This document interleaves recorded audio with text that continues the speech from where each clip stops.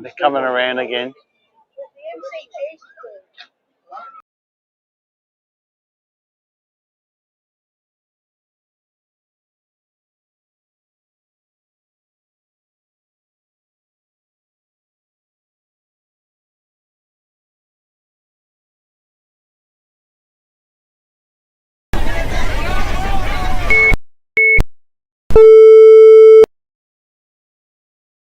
Do something bad to us, we are going to do things to you that have never been done before.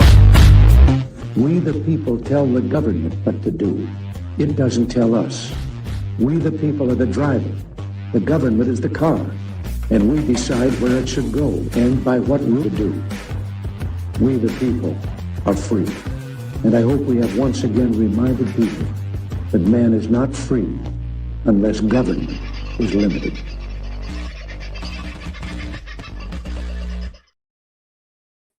Well, g'day, folks. Happy Australia Day to you, regardless of where you are in Australia or around the world. Celebrating our great day is just something we love to do, and very happy that you can share it with us today.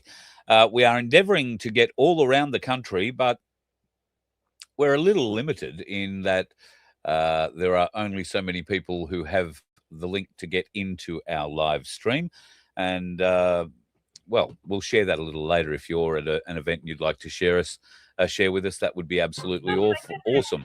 I'm going to bring up Melbourne to begin with. Tony is our man in Melbourne at the moment. He's currently giving us pictures of the clouds. They're weird-looking clouds because the Roulettes are putting on a display as we look over the Yarra River off the Princess Bridge and back down to the MCG and the National Tennis Centre, which is over on the right-hand side, just out of shot. But the Roulettes have come in. They're putting in a display over the whole Parklands area there at the moment, by the look of it. Tony's been in Melbourne at Flinders Street Station at the gathering point for today's March for Australia there. There are, a couple of thousand people milling around trying to stay out of the sun. The heat in Melbourne at the moment is definitely the big issue, and I imagine most people are trying to stay under a tree or under an umbrella, or looking potentially for a little bit of respite in the Yarra River. It doesn't look too bad today. I've seen the Yarra not look terribly inviting at all, but today she's really turned it on. Melbourne looking and feeling its best today by the sound of it. You can hear the Roulettes. There they are in the background, doing their air show over the Parkland area there. Nobody that we knew was expecting the Roulettes in town today. So is today, I think it's only the midweek of the Tennis Open, isn't it? The Australian Open. Usually they normally turn up for the finals or something like that, doing a bit of an event. And an aerial display over the top of centre court at the Rod Laver Arena would be interesting, because you're basically looking out a hole the size of a postage stamp at the sky, and their show takes up a bit more size than a postage stamp in the sky. So anyway, it'll be an interesting look for everybody else in the open courts area out there, keeping everybody entertained. Tony, we might get you to wander back down to where everybody is marshalling for the Melbourne event. And we'll bring up Sydney and have a little bit of a look there. Thanks to Chris Goveries, we're tapping in on his program at the moment, and you can see him wandering around, catching up with there are quite a few people milling around in Sydney looking for the parade. We might just listen into who he's talking to. Okay, Christ is king. Yeah, very true. Chris Goveries, nice to meet you. Nice to meet you, mate. Mitchell. Hey, Mitchell. William, good to meet you. Hey, William. Tell us why we come. Hudson. Okay, mate. Tell us why we come today. Because Christ is king. King of Australia. Likewise. Yeah. And Our Lady is queen. Pray the rosary for Australia. Every day. 15 mysteries every day. 15 mysteries every day, exactly. Precisely. 15 mysteries every day. Watch us pray. Ought to love our country. As Catholics, patriotism is a virtue. It's part of the fourth commandment, so we have to love our parents, and that means also our country. Yeah. Yes. That's right. Lovely. Thank you, gents. I'll leave it. Anything else you want to say? Christ is king. Discoveries. See you later. Let it go. Bye.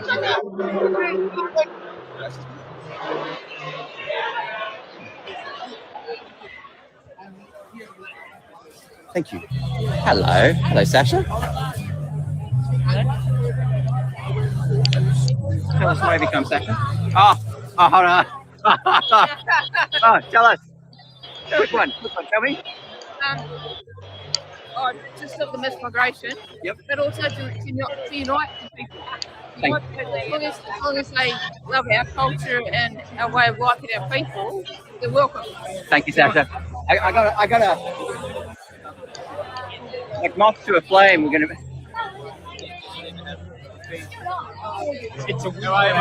How are you staying cool in there? Right. Okay. All right. Okay. Tell us about your. I've never been confronted with this. Well, what is this? Tell us, why have you inflated yourself to such proportions? Just for attention. To the cause of Mass immigration. Yep. You're against mass immigration. You're against mass immigration. Yes. What about remigration? Remigration? Yeah. You heard that before? No. Malcolm Roberts had a great speech about this. He said, take the people who aren't fitting in, or don't want to be here, or aren't contributing, send them home. Oh, fuck yeah. Yep. If we have agreed that immigration is bad, it seems that whatever we've done with immigration in the past years, some say more, right? Let's just say the last year. If we have agreed that that's bad, then why should the people who aren't fitting in, aren't contributing, it didn't work out? That's okay. That's it. Remigration? Remigration. Save our nation? That's it. Remigration, save our nation. Yeah. Oh, no, I got from journalist to tell. That's okay. Can I get a lovely photo of could I get a I think I can crowd a few people around for a lovely join. Anyone with a flag join? I want a lovely photo. Could I get send them some join our lovely whatever this is? Anyone? Excuse me, sir. If you can join this for a photo. Anyone who wants to join for a photo? No one joining for a photo? Please. We've got 3 people wanting to join for a photo. Can you hop out?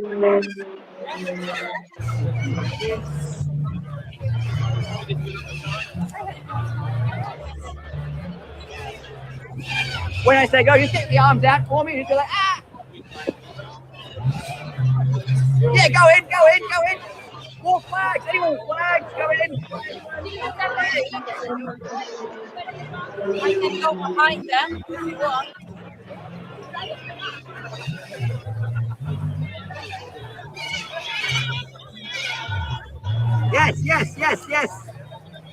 Yes.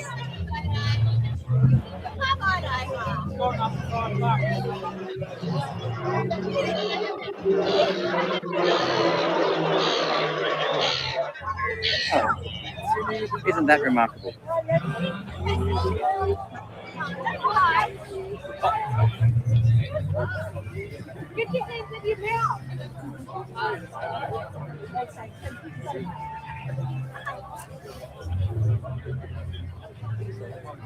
What a time for an SD card error. What a time for an SD card error, don't you?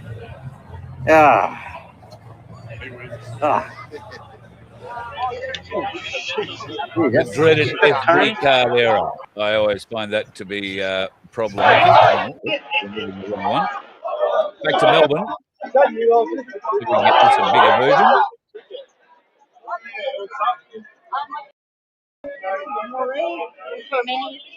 version.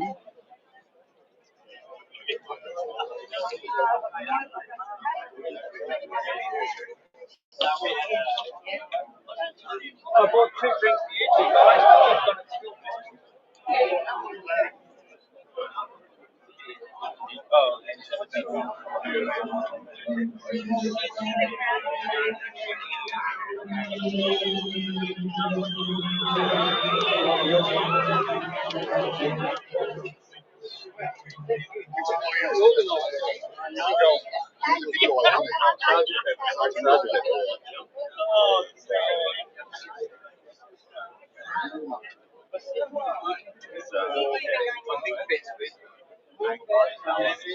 It goes back out.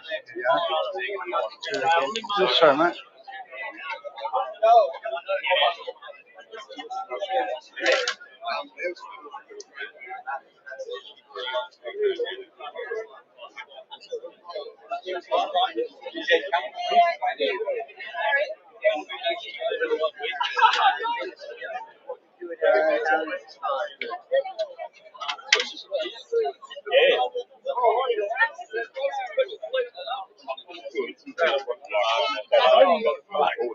That's right.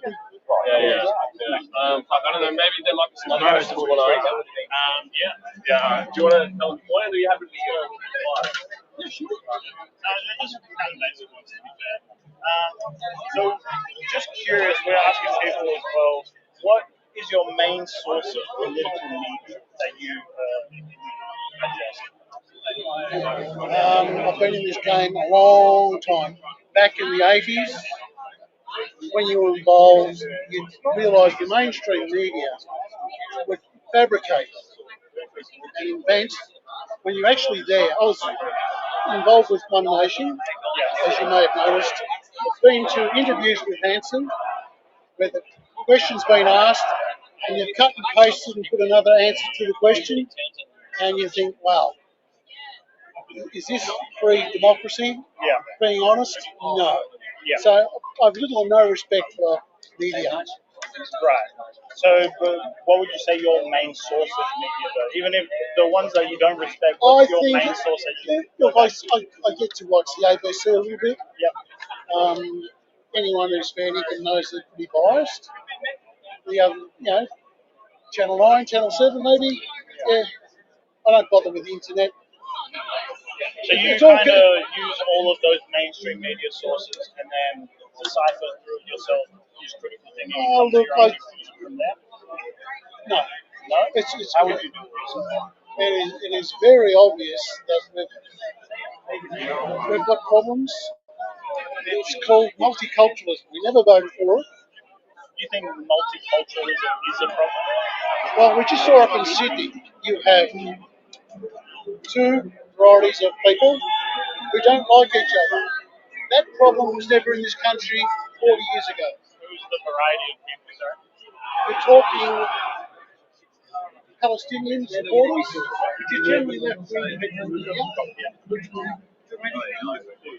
and possibly Jewish people who are always victims. This stuff comes from the Middle East. We've imported this problem. Everyone knows it. But we are the ones who mock it. Freedom of speech, gun ownership.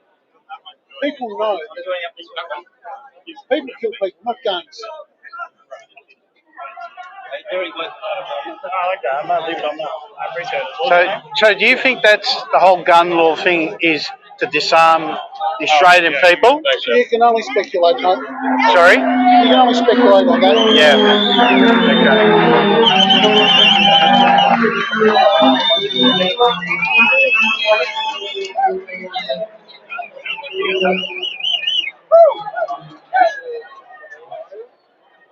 No, the rat. Well, that's the Australian roulette's doing their thing above Melbourne City at the moment. Yeah.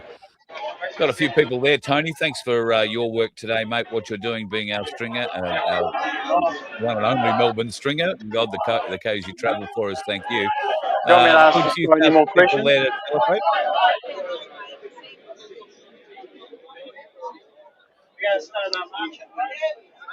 We're going to get that march going shortly.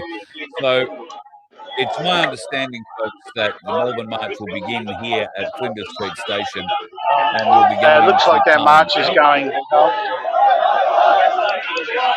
There we go. They're starting. Looks like that march is moving.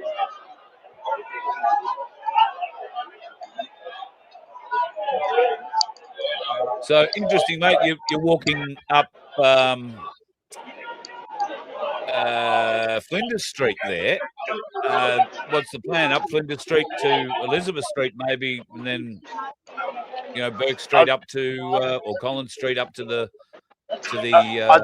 Parliament House. I'd say so. I'd say that's going to be the path. Oh, yeah. But we're just going to make sure it gets forward, though. It's an interesting path. I guess you're not blocking Constant Street trams that way. Although there will be a bit of disruption to the tram network. There are a number of thousands of people wandering around the streets of Melbourne as we speak. And in Sydney at the moment, just having a look at Discovery's coverage, he's still chatting with a few people in the park while they're getting things organised there.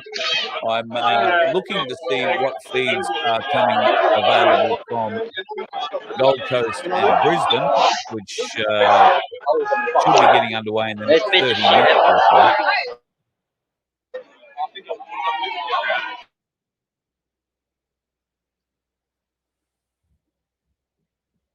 So looks like the marches are starting to move off there in Melbourne, and in Sydney, I would imagine very shortly. As I was saying, Brisbane and Gold Coast events, I haven't been able to get a live streamer out of there at the moment. The people that I thought were going have decided not to go. It is a stinking hot day in Queensland, as it is in many other places. And many Aussies might decide to stay close to the fridge, the beer and the pool today rather than going out and getting burnt to a crisp. In what would be a truly Australia Day and iconic Australian thing to go and do.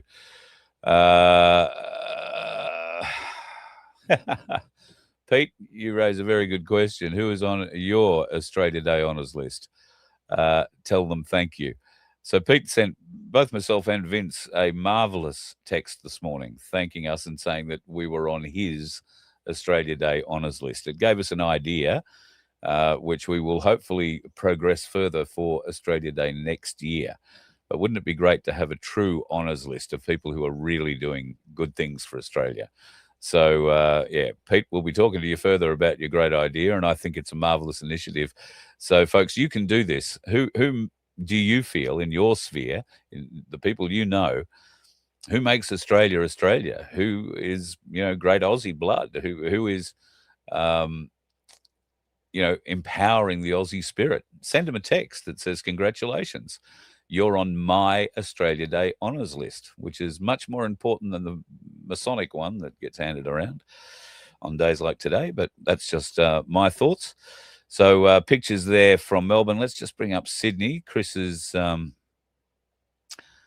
moving off, catching up. Oh, there's Beck. Where's our audio? See if we can get some audio from Beck. Where's the commander? Our inspectors are, well, they were over there, but we can relay the message. I just want to know where's the boss? Where's Mayor? Where's Steggles? I'm going to go back to the crowd. Okay. Unfortunately, I don't have an audio link to Chris. Otherwise, I would have asked him to step around and see if he can get a chat with Beck. But she's pretty busy at the moment too, organising things by the sound of it. And Chris looks like he's trying to organise or help organise a few people into places as well. Rather interesting brown paper bag, or not quite. We're missing Mayor today.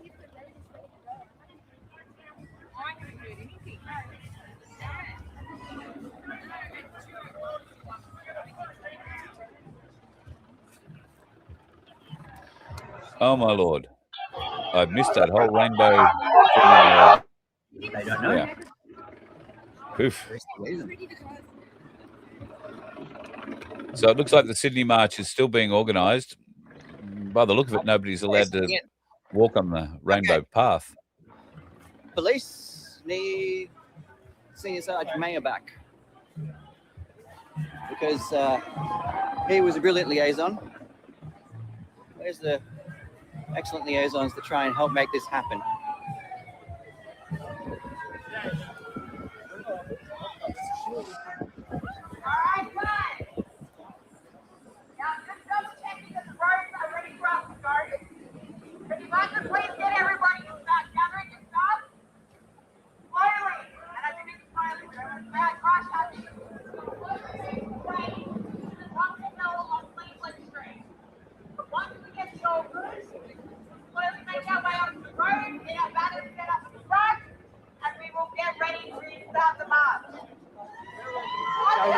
two.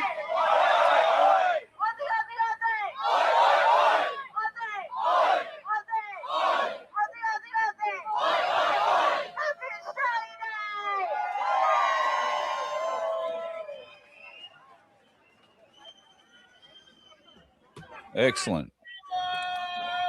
Really good rollout in Sydney, and it sounds like the police are finally getting their crap together so that the march can get away. 16 degrees Fahrenheit in Oklahoma. That's -8 degrees to you and me, people. Well, Gay, I hope you are keeping warm and that you have the fires burning. Or maybe not fires. Maybe you're lucky enough to have one of those gas-heated floor things. In your part of the world, you'd want that. Yeah, please stay warm, as Anne Penny has said. Take care. That cold outside, there's probably 25 feet of snow at the front door as well, is there? Could be rather unpleasant. Pete just says, I've just stopped work in 40-degree heat. I hope the cold doesn't have any wind with it. Yeah, that certainly would drop the chill factor down for sure. So it looks like Sydney is starting to get on the move, and you can see in the bottom left there that Melbourne is also on the move. Tony is catching up with them. As I was saying before, trying to get the feed out of Brisbane and the Gold Coast. I have sent a link to somebody that I know is at the Gold Coast event. He hasn't dialed in yet, so there may not be too much happening at the gathering point at this stage. And I'm not even sure where the march on the Gold Coast is marching to. It may just be an event that stays at the park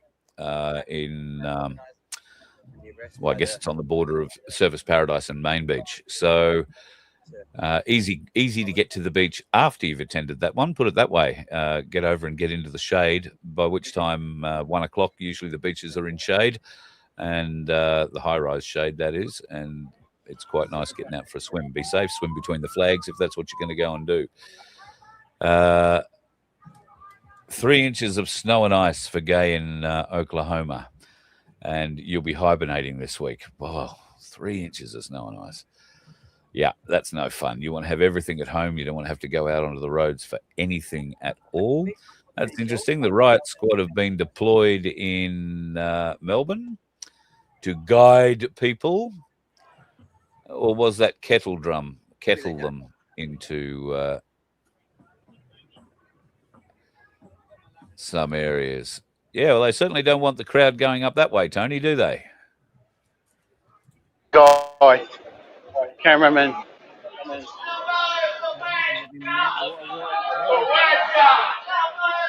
See, the cops are wearing the helmets, the riot helmets. Yeah, I see that. Not a lot of protection down there in the Flinders. Sorry?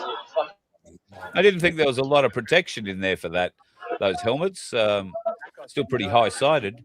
Right here down.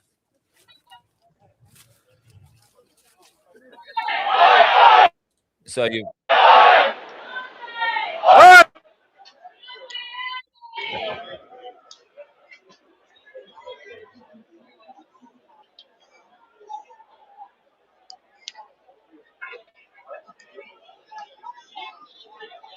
I'm surprised, Tony, that the size of the turnout isn't much larger, I'll be honest.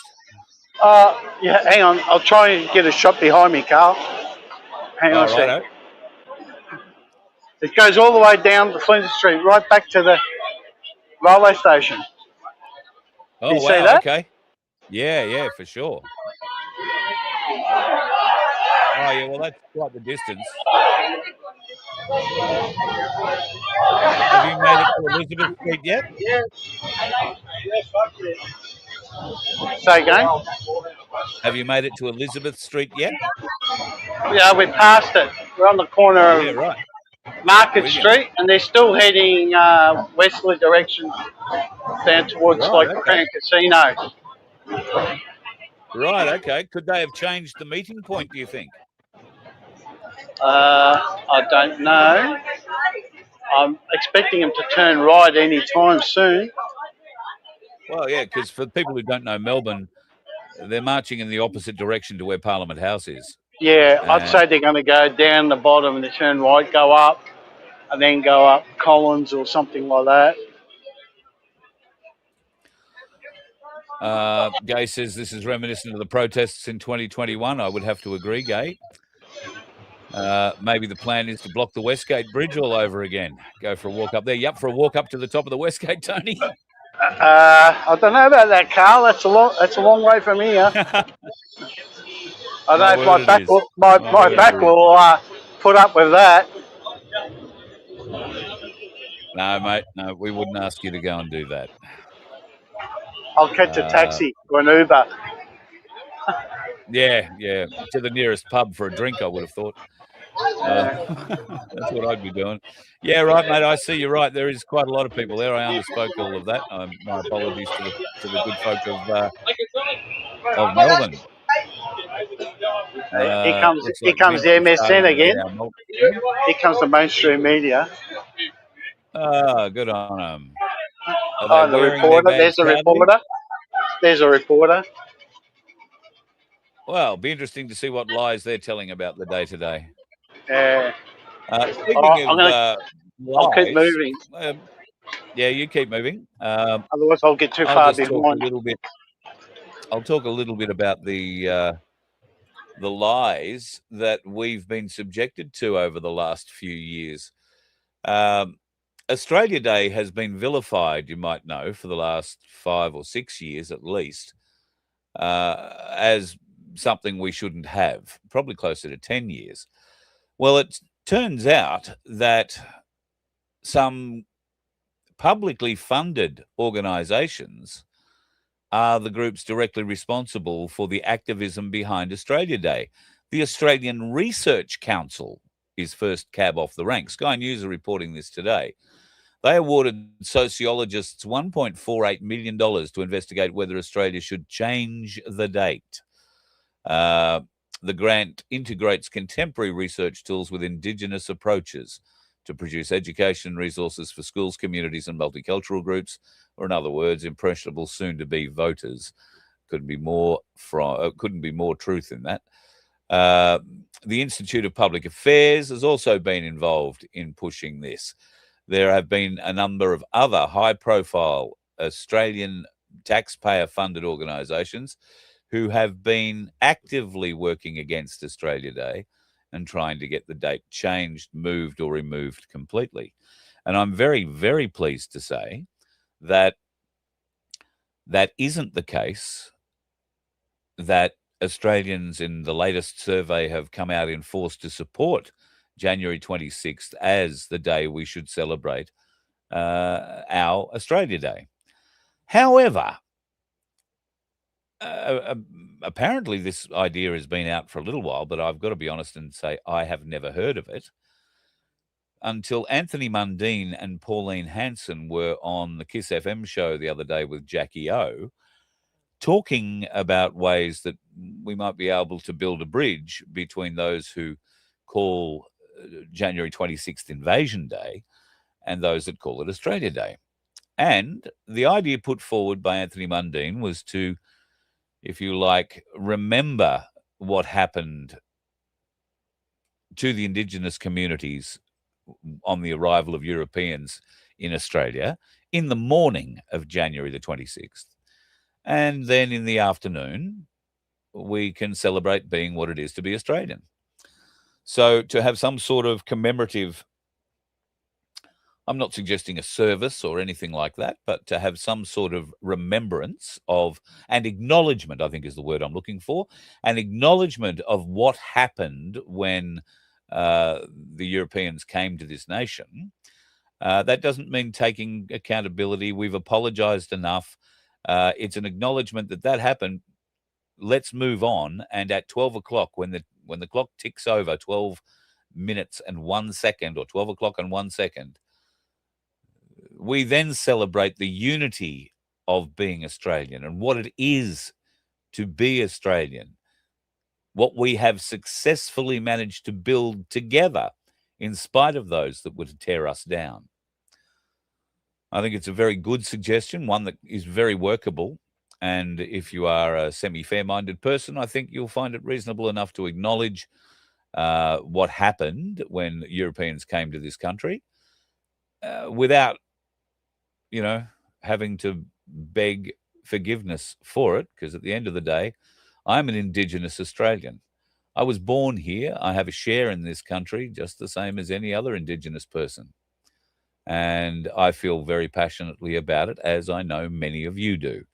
And many of you is exactly what we're seeing today.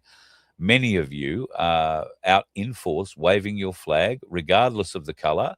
What I am seeing here on Australia Day, particularly in the Melbourne and Sydney parades, is a lack of Aboriginal flags.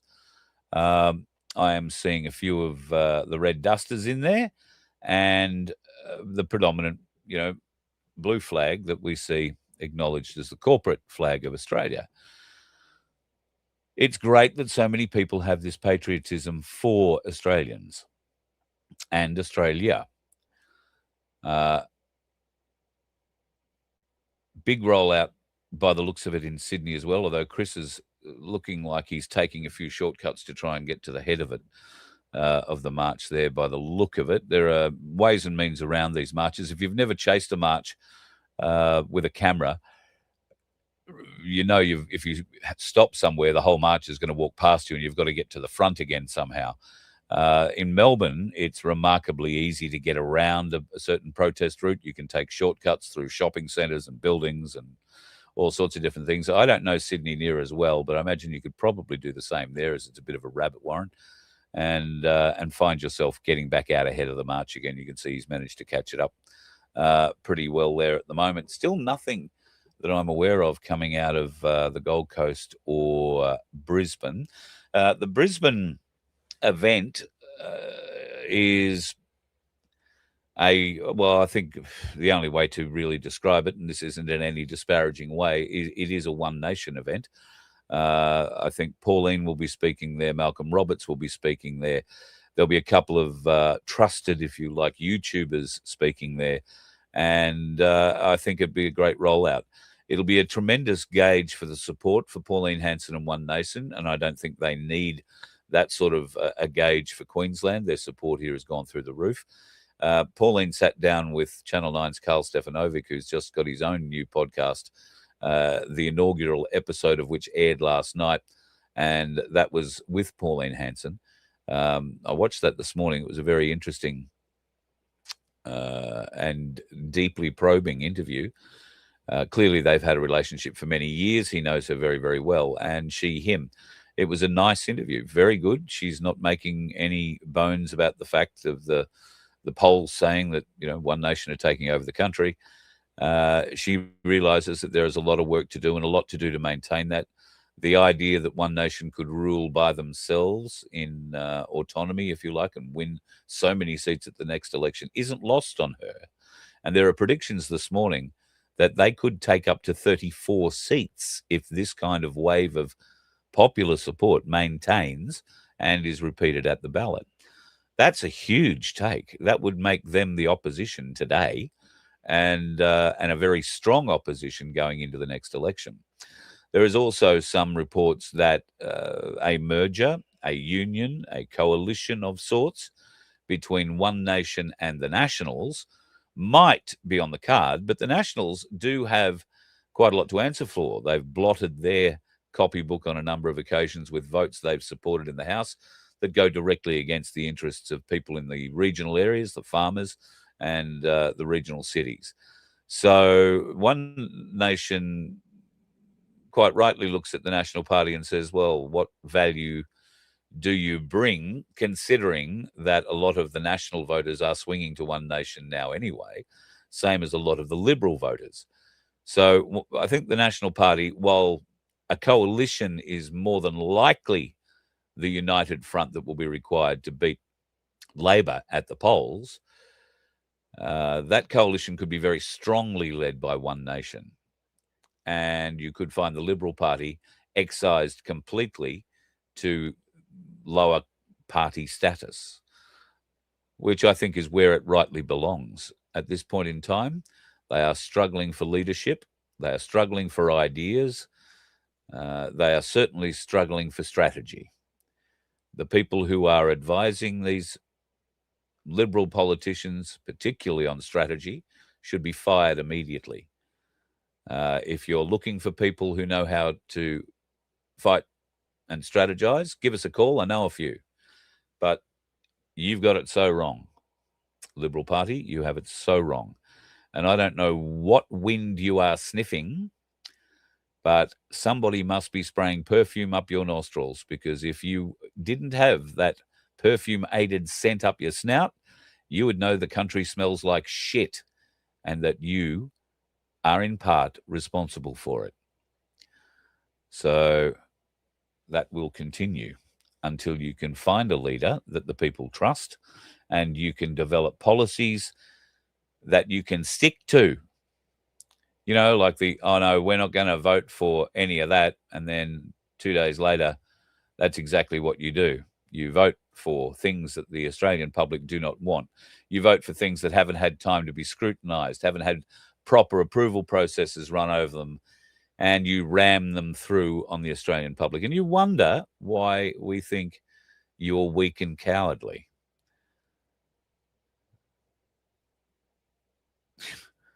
I mean, they dismiss people like me because we're only little, we don't have too many followers. But the fact is, we speak the truth. And these people aren't used to hearing the truth. They're used to living in cloistered environments where they're all told, oh, look, we can do better, but we're doing pretty well. Oh, you can do better.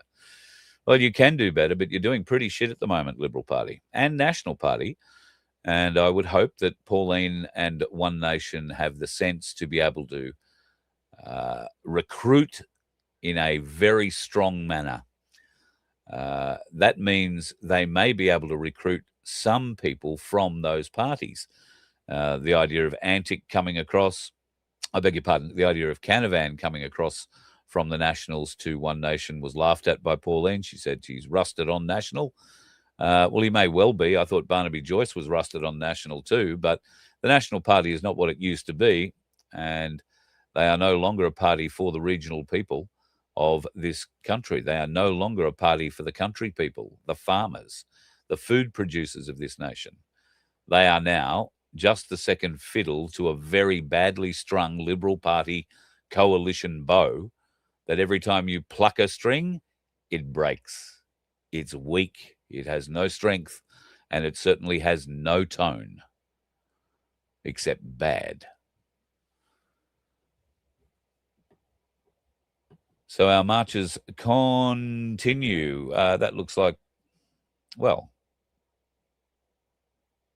a couple of feeds coming out of the Sydney area by the look of it, and Melbourne down here on the left, just above my head. Looks like might be Melbourne top right too with the tram lines. Although it's hard to tell now. Sydney has tram lines in different places. So I think everybody's got a light rail system. There must have been a global brown paper bag full of money, the amount of countries that have developed light rail systems in the last 20 years.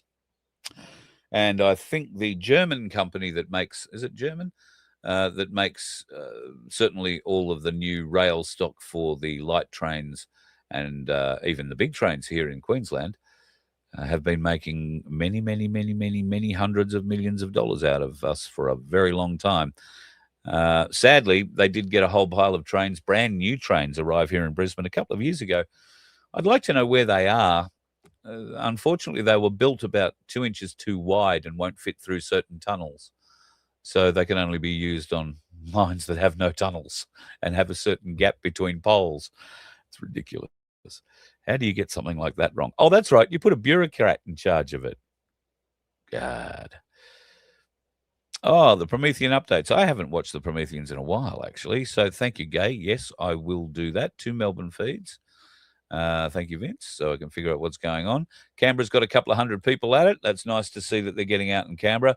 If you're in Bundaberg, if you're in Mackay, if you're in Cairns, by all means, please get in touch. Email me, carl@vofhq.com, and I will send you a link that allows you to log in and show us some pictures from your phone if you're that way inclined. And we'll endeavour to share those from your event wherever you are, in whichever state you happen to be in.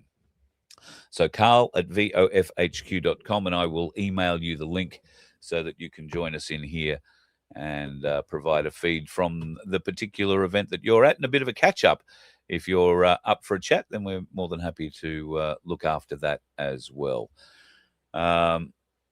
So far, looks like there aren't any, what would you call them, counter-protests in Melbourne or Sydney. That is a good thing. We had heard that there might be, I mean, who wants to counter-protest Australia Day?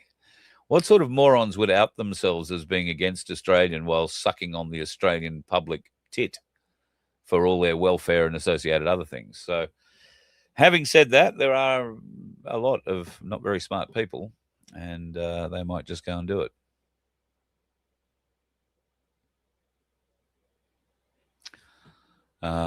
Just having a bit of a check of some of the comments and a bit of a buzz around to see what else is happening, if indeed. That's weird, you know, that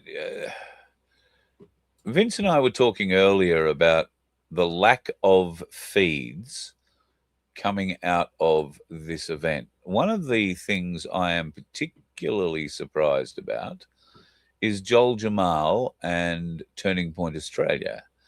They're not streaming anything new that I can see here from the Sydney event. Joel's normally all over these kinds of things. Was he concerned for some reason that Australians might not come out and support Australia Day, or who was coming out and support? I know there was a large fear campaign about the NSN prior to this, and the New South Wales Coppers put an exclusion zone up and went and visited a number of people, mainly I think who were former NSN members or associates or people who'd been at the rally and attracted police attention. They served them with exclusion notices saying, you know, not allowed in this area, and there's a big patch of Sydney and central Sydney that these people are not allowed in today, on threat of being arrested, I beg your pardon. If it was the threat of being elected, there'd be all sorts of trouble. I'm sorry, Gay, you threw me. Have I been invited to the 250th celebrations? I have not. Isn't that a bit sad, Gay? And you want to know the really interesting thing? I was in the USA for its 200th anniversary. In fact, that was the last time I was in the USA. So 1976, and somewhere around here, I have a San Francisco nameplate with a San Francisco trolley car on it that has Carl with a C on it. My mother gave it to me a little while ago. It's something she kept from when I was a very little boy. And it was on the door of my bedroom for many years in one of the houses we lived in when I was a kid. And I thought it was gone forever. But anyway, I've got that in the bus here somewhere now too. So been a long time since I'm back in the States, but I was very fortunate. I had an uncle and an auntie who lived in Redwood City. And I think the auntie's still alive. She's in her mid-90s in Redwood City, just outside of San Francisco. And my uncle actually put the lights on top of the Golden Gate Bridge. So there you go, small world. There you go. Real Rukshan isn't moving around in Melbourne either. And Arby's, I think, coming back to Australia after his week in Davos via Israel. He's usually got to go and touch the stone after they've paid for a trip from overseas, I find. But who knows? He might be coming straight back. Yeah, Rukshan not out there, though, today. That's disappointing. Not surprising, but disappointing. This is a march for Australia on Australia Day. What are people afraid of? Don't understand. Don't understand. But it looks like the parades are going off without a hitch, which I am really happy for, and very hopeful that, I'm not hopeful, I'm pretty confident, in fact, that there won't be any issues at any of the events.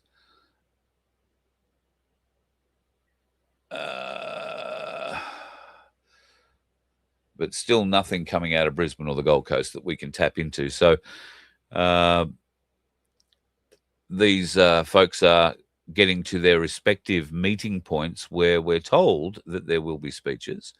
Tony on the steps earlier at Flinders Street Station was speaking to one of the guys who is sort of involved with the organisation of the event, and he seemed very knowledgeable in where everything was going.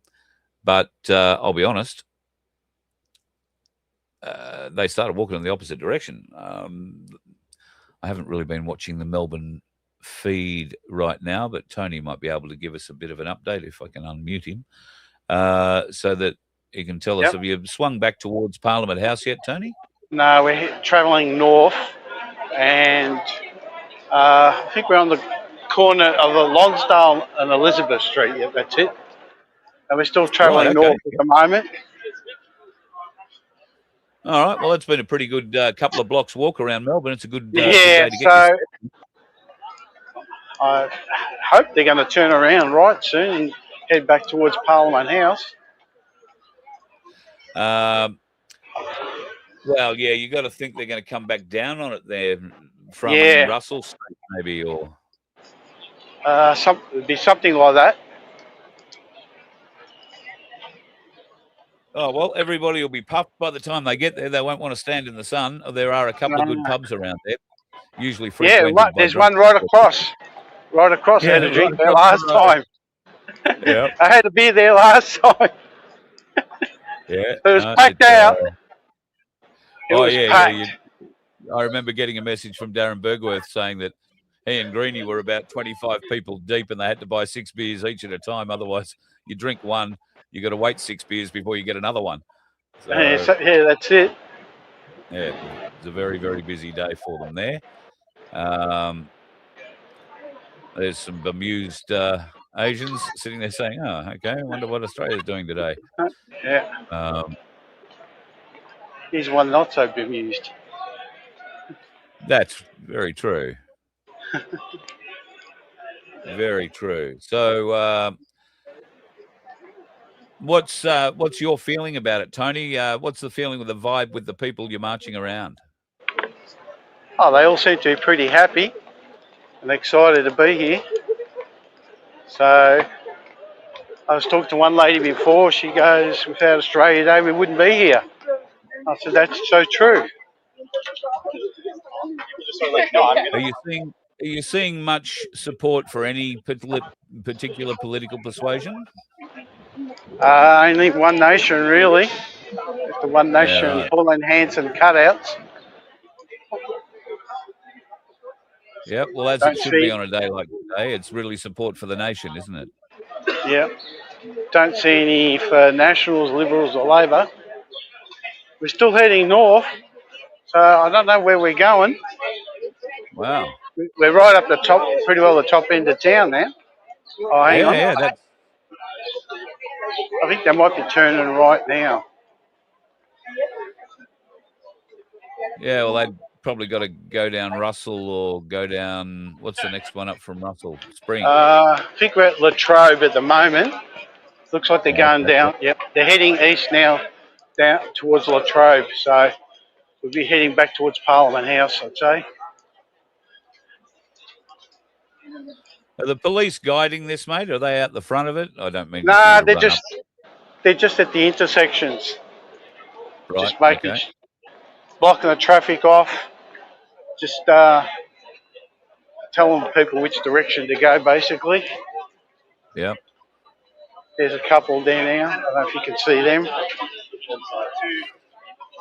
Mate, it might be interesting if you see any bemused-looking what might be international travellers or whatnot standing there watching the whole thing walk past. Might be interesting you get a comment from them as what they think it's all about. Yeah. All right. I'll see if I can find any. And young people who are more interested in shopping than celebrating, maybe. Yeah. Got their heads buried into their phones. Yeah.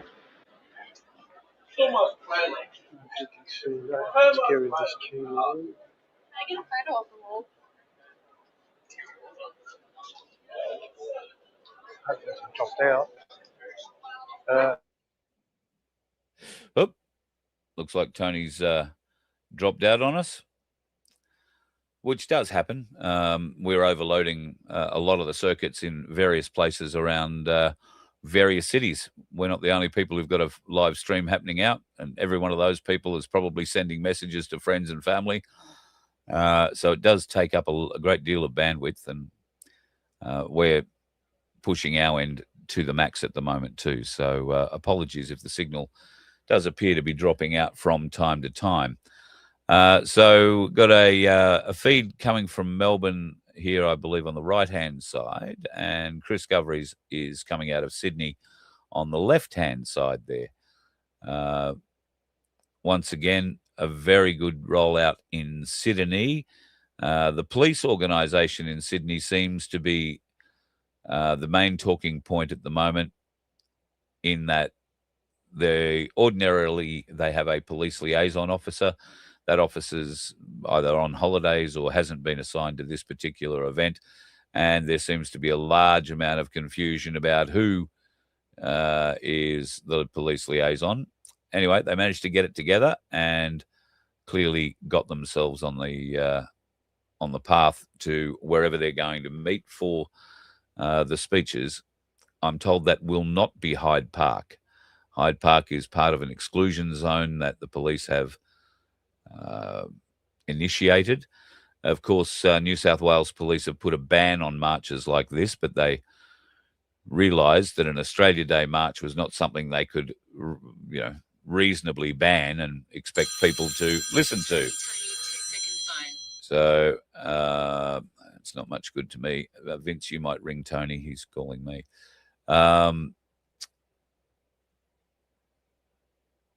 So yeah, we'll endeavour to try and find a couple of other feeds, especially from the Gold Coast and the Brisbane events. Fingers crossed there'll be something there that we can bring you. Otherwise, we might call it quits and go and find a pool and a cold beer on a day like today. Vince is expecting 45 degrees in his part of South Australia today. I was talking to Tim Dwyer yesterday, and they were expecting 47 degrees in his part of South Australia today. The Adelaide event was expecting 45 degrees. Did I say that already? And Melbourne, clearly, I think they're walking around a 37, 38 degree heat. It is all of that here in Queensland at the moment. And we are expecting a thunderstorm a little later on, another 2 or 3 hours, which will hopefully cool things down a little bit. But other than that, it'll just make it more muggy. The humidity at the moment is, pushing 60%. So it's an unpleasant day to be out in the sun in Queensland, as it probably is in most other parts of the world, given that we tend to get burnt very quickly. Have you noticed that? You go out in direct sunlight these days and all of a sudden your skin starts to tingle. Never used to be like that, but yeah. Pete, you just saw silver at $155.76. Well, I'm amazed how you've seen that, because the worldwide markets are closed. That might just be the price that a dealer is offering or whatever. But the markets are closed, and I can tell you the spot price hasn't changed since the market's closed. What is changing is the price people will pay. The spot price is paper. As Pete, well know, in China at the moment, you'll be hard-pressed to be able to buy a single ounce of silver for less than $190. So that is the real price of silver. What they're paying for it in the gold souks in the Middle East, and what they're paying for it in the Asian markets to get it into China particularly. And the markets are closed overseas. Well, the markets now, I suppose, will start opening up. The algorithms are based on New York time, so 6 p.m. New York time, Sunday night, New York time, not Monday, Sunday night, New York time. The algorithms will start up, and you'll see them starting to fight against what's happening in the paper market. That will feed into what happens with the Australian market, which I believe is one of the first to open in the world, and it's closed today because of a public holiday. So what we will see later today is when the New York market opens, later tonight, we will see the whole kick then. We're being saved from it at the moment because it's a public holiday. That's the only reason, I believe. it's going to start kicking. So, yeah, so, okay. I've probably got myself all screwed up and out of the head there, so I apologise if that's the case. Let me just have a look at the trading view, and it'll tell me what's going on. But yes, folks, the word on silver is get some. Get as much of it as you currently can hold, as you can currently buy. I have the silver spot currently at $107.58, gone up $4 since the market opened 2 hours ago, or a bit over 2 hours ago. So there you go. It's kicking. And the strategies that I've heard over the last couple of days playing out this week probably mean it's going to kick harder and keep going for a good while yet. There will be pullbacks, be aware of that, but it's still not too late to go and buy. And I would urge you, if you have a free bit of dollar to spend, then go to ainslieBullion.com.au, use my name in the notes section or Voice of Freedom. You'll get a discount.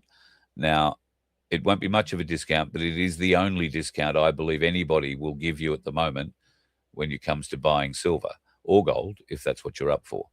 So take advantage of even the smallest discount, and depending on what you buy, you might be able to buy a bit more.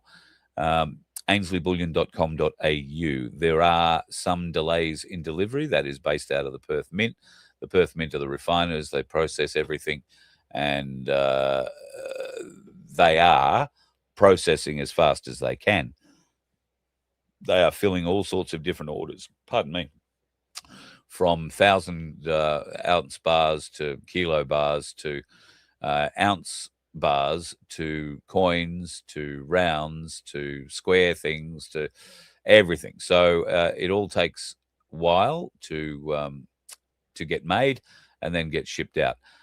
Ainsley have advised me that there are no problems with orders. They are still taking orders, and the Perth Mint are still taking and fulfilling those orders. You just won't be able to pick up maybe some items that you decide to buy immediately. There will be a little bit of a wait, and we've been experiencing that. I think I'm at 3 weeks now waiting for a coin that I ordered, and fingers crossed it'll turn up in the not too distant future. But I do know that that particular coin has gone up. Not a huge amount, but it hasn't doubled its value or anything like that, but it hasn't done too badly. And when it gets into my hands, it'll all be good. And I certainly trust I certainly trust Ainsley Bullion with all of that. Thanks to Shockmouth for his feed. Thank you, Shockmouth. I'm not sure. Oh, yes, righto, the one on the right. That's very cool. Is that's our Melbourne feed, I think, or another Melbourne feed? We're having some problems getting Tony back in by the sound of it. Oh, there he is. I think we've had a little bit of a reconnection there, which is good. It's great that we've been able to get into Shockmouth's feed, so appreciate him letting us in there. It looks like we might be getting to a point where there are some marches or speeches about to happen in Melbourne. Might be good to get close to that if we can, so we can hear what's being said. Can you unmute that Melbourne feed from Shockmouth's Vince?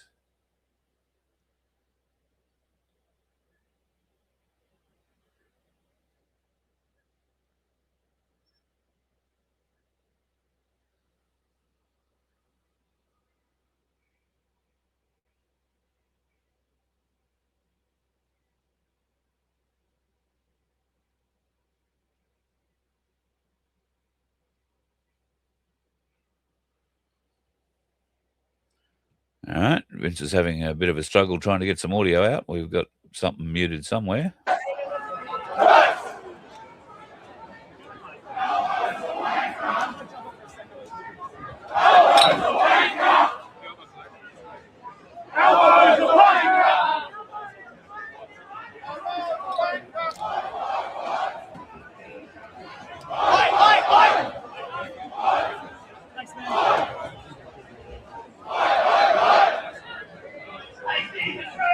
Are you getting that?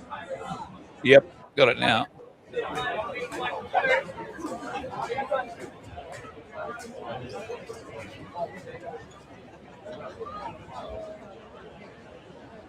I'm just trying to pick where they are.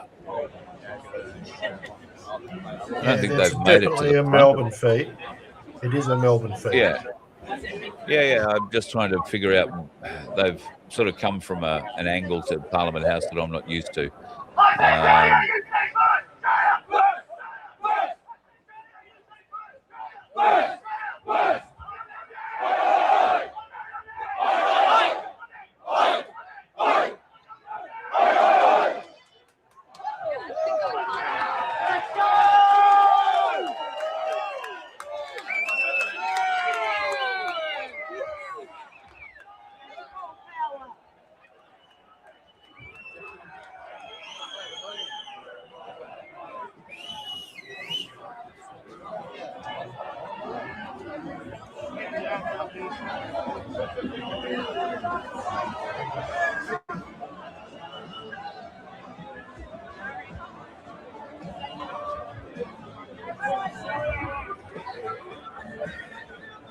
All right, so a pause maybe before they keep moving.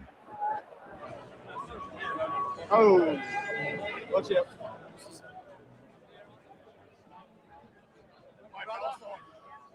I'm getting the feeling that Tony's phone may have overheated after live streaming for an hour or so, pretty much non-stop. So it might be needing a bit of a cool down at the moment. That is why we aren't able to get his feed up.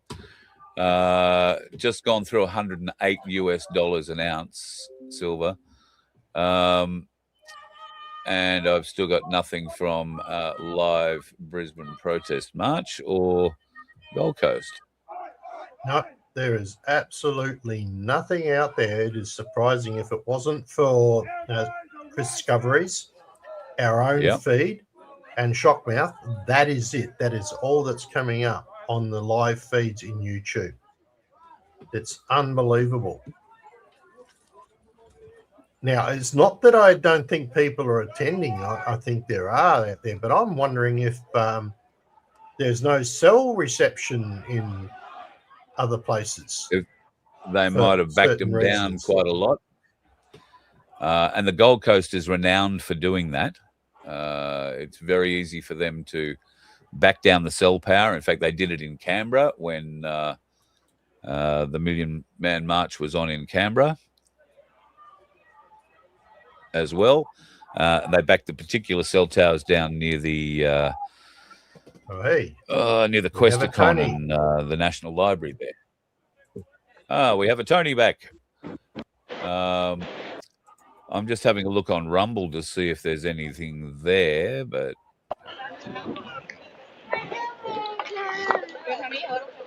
I've lost the main crowd.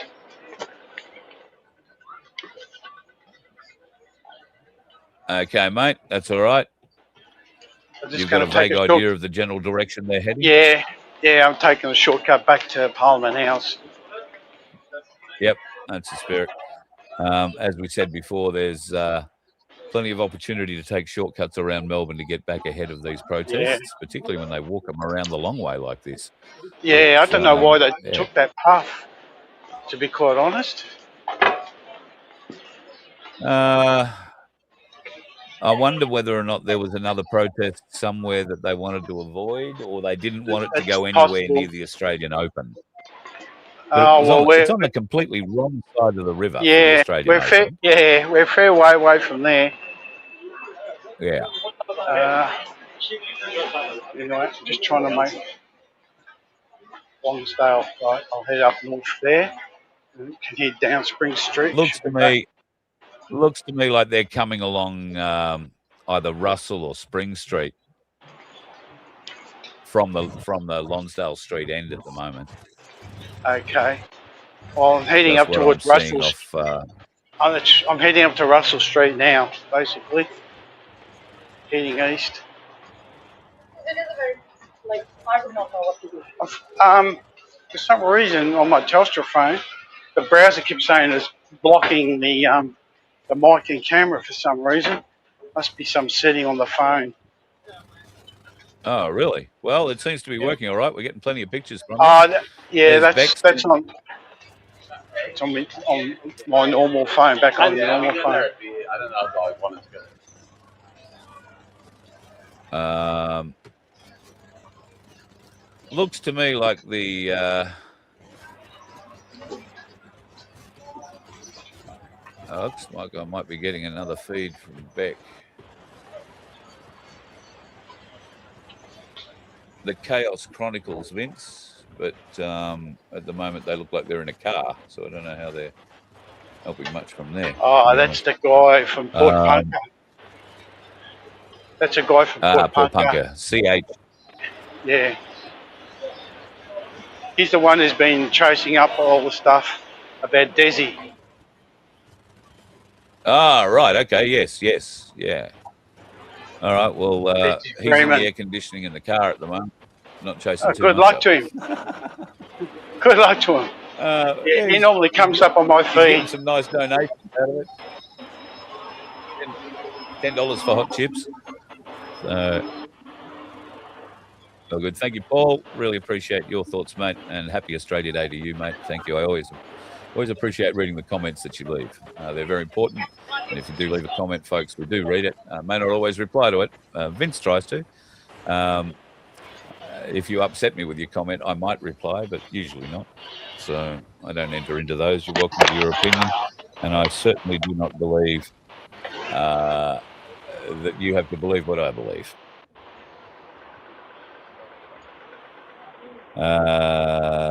Flagstaff Gardens near Parliament House is where I'm getting the word now from, Tony. But they are definitely heading to Parliament House. So, yeah, it did look to me like they were somewhere near the back of the Flagstaff Gardens, but I don't really know that area. That means they're just northeast of me, basically, in the next block. Because I'm on kind of Russell and Longsdale Street.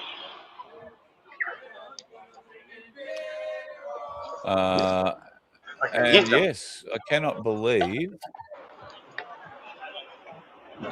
I could see flashing lights up there.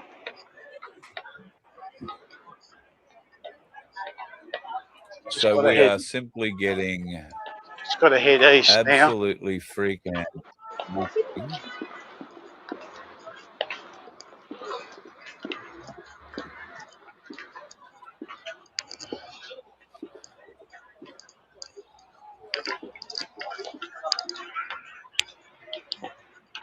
Well, that's weird as, isn't it, that there is absolutely nothing coming out of Brisbane or the Gold Coast.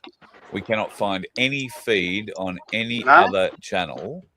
Makes me feel like I should have gone down there now. We just felt it was going to be a bit much for Vince to try and coordinate all of this in one go and have me, down on the Gold Coast. However, I can see him. My man down there. Ainsley before Cup. Sorry, mate. I went past Ainsley. Oh, did you? Ring them up and give us a cup and buy some stuff. Yeah. Well, 12th floor, I think, in Burke Street. Was it Burke Street? And, Collins. Collins Street. Collins Street. I've been there a few times. Yep. Wonderful folks there. And Penny's wondering, Tony, do we need to give you a bit of a rest? You need to go and get a drink. You've had a huge walk. I'm then going to stop as soon as I get to Parliament House. Yeah, well, it looks like they've arrived at Parliament House at the moment. Yeah. I'm just one block away. And the pub's starting to fill up. I could see some flags. Yep, I could see some flags. Geez, they walked around virtually around the whole of Melbourne. They have, yeah. They've walked around the whole CBD. Yeah. Oh, mate, we don't have a stream out of Brisbane at the moment. If you've got it or got one, can you email it to me, carl@vofhq.com, and we'll put it up as soon as we find it. But I'm looking at Rumble. I'm looking at YouTube. Vince is looking at TikTok and Instagram. We are finding nothing. Maybe Queensland government put a blackout. Put a blackout on the social network. Ozpill streaming on Kick. Oh shit, that's useful, isn't it? Kick. Must be something the children play with these days, is it? What the hell is Kick? Got me. I don't know that one.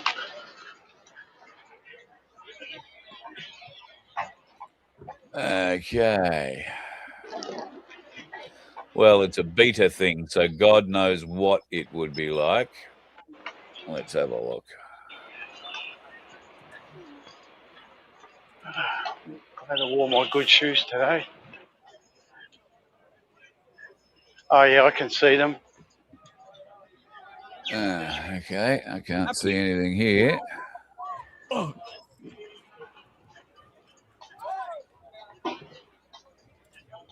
Hello.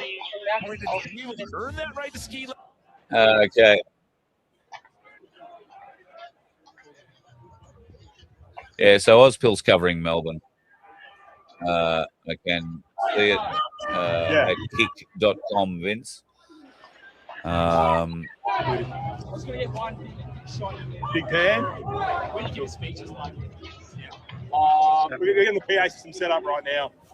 But still nothing out of Brisbane, which is where I'm really looking for. I'm trying to find something from Brisbane or the Gold Coast. We can't really carry them at the moment. I wish we...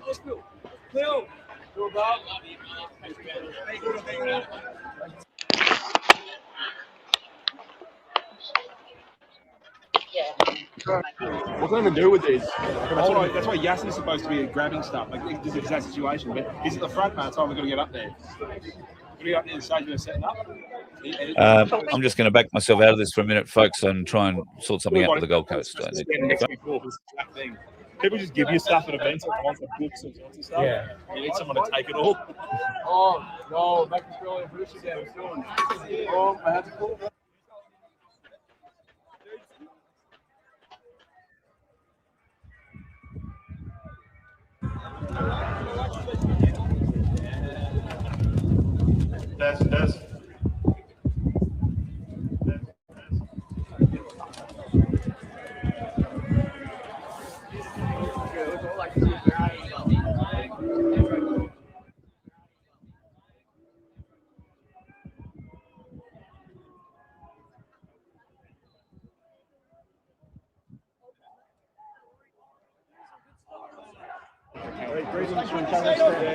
Test. Again, bro, again. Was that? Thank you. I would not, yeah, man. I don't think I'll be play something else. All right. Oh, yeah, thank you. Thanks, let's go. Is it? It's on the pen.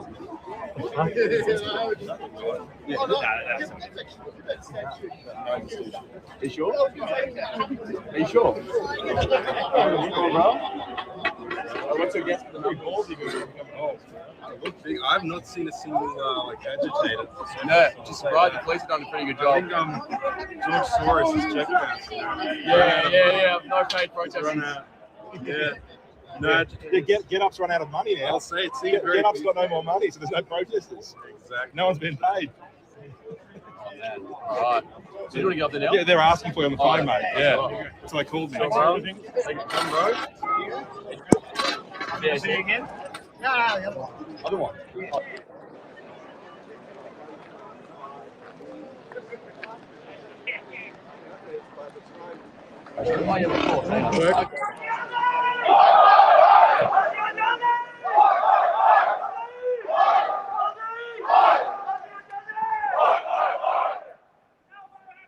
So that is the Gold Coast, folks. Thank you to Dan, my mate Dan Somerville, who is helping us out today.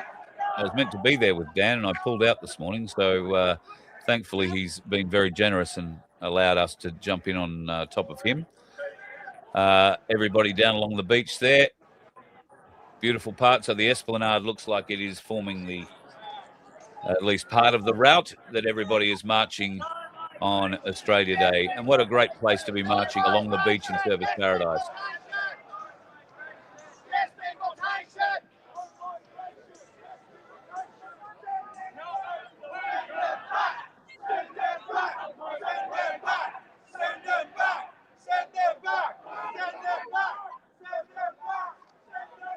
So once again, you can hear that the sentiment about the government's stance on immigration, the Australian people are definitely not with that.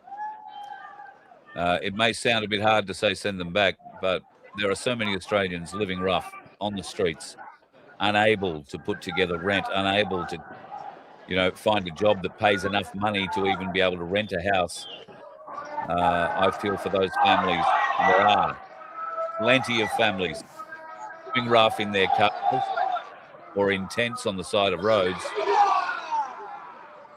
because of the decisions that this and previous governments have made. But predominantly the Labor government and their immigration program is destroying this nation. And you can tell Australians all around the nation understand that to be the case and refuse to be gaslit by it any longer. Great mix of flags there. For those people who don't understand the difference between the red and the blue flags, there are a couple of different red flags. Some people will know them as the Navy ensign or the red ensign or the red duster. I've described two different flags in those three sayings. So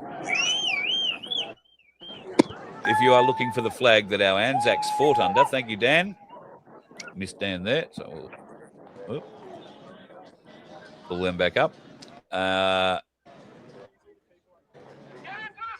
easiest way to tell the flag that the Anzacs fought under is to look at the bottom star in the Southern Cross on that flag and count the points. If there are 9 of them, then that is the correct flag.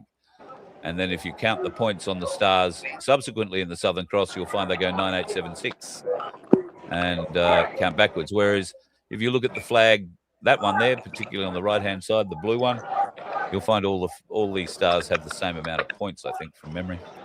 Or certainly not the right amount of points. So sadly, it looks like we've lost our feed out of the Gold Coast for whatever reason. It's just gone black. But it looks like a pretty big event there on the Gold Coast as they march their way. Well, nearly at Cavill Avenue. And that, of course, for those folks who know Surfers Paradise, the big mall there right at the end of the beach where the Surfers Paradise sign is, I imagine that will be the place where they will congregate.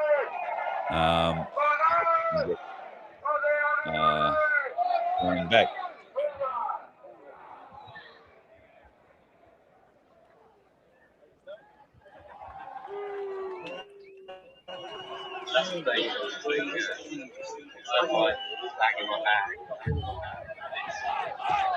Oh. Now it looks like we're getting Dan back. Oh no, that looks like to be another feed. That's Tony out of Melbourne on the bottom left. They didn't let people access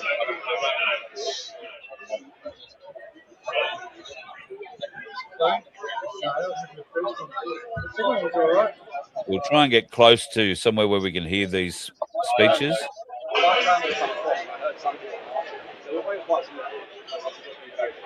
There's no one talking at the moment, Carl. Oh, okay. I'm listening to 3 different feeds, so there's 4 different feeds. It could be coming from anywhere. And I might be about to get a 5th coming through, so...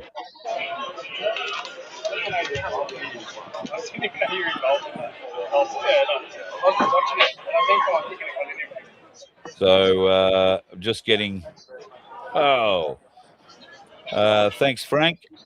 48.1 degrees northern New South Wales, folks. I've just had the thermometer picture sent to me. 48.1. That's not far south of the Queensland border.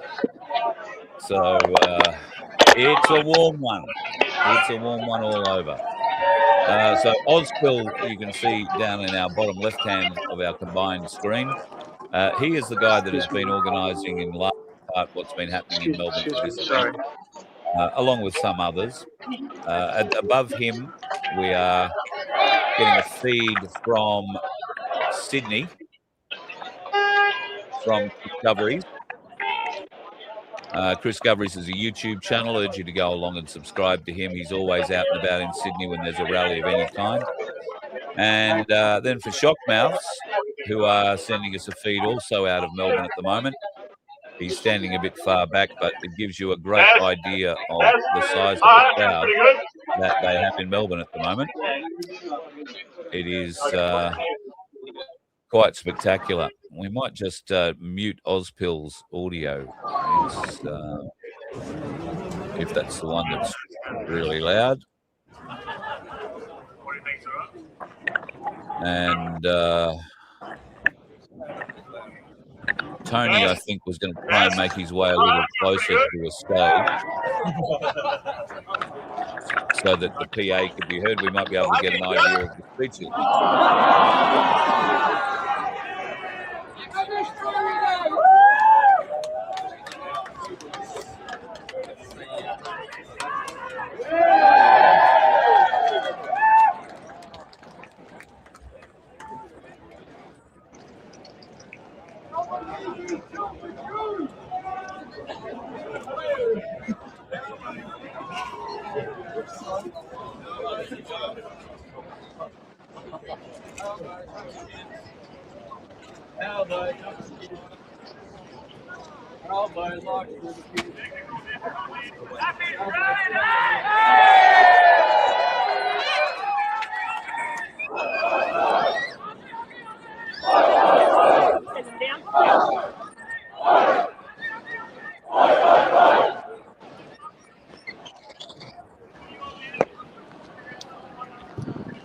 How good is that got to make you feel, folks? Just having a bit of a glance at the silver spot price at ainsleyBullion.com.au, $156.60. I find they are the cheapest spot price in Australia. You'll probably find it more expensive in others. I like to go from the cheapest. But the point that's really interesting me at the moment, the gold-silver ratio has dropped down to 46.8. That's the lowest I've ever seen it. And it looks to me like the candle is only staying green and getting bigger at this juncture. I think they call this a Christmas candle in the finance world.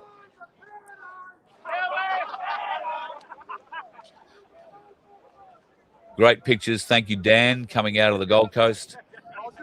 Certainly Gold Coast, great place to be today. After the march, turn left, fall into the surf.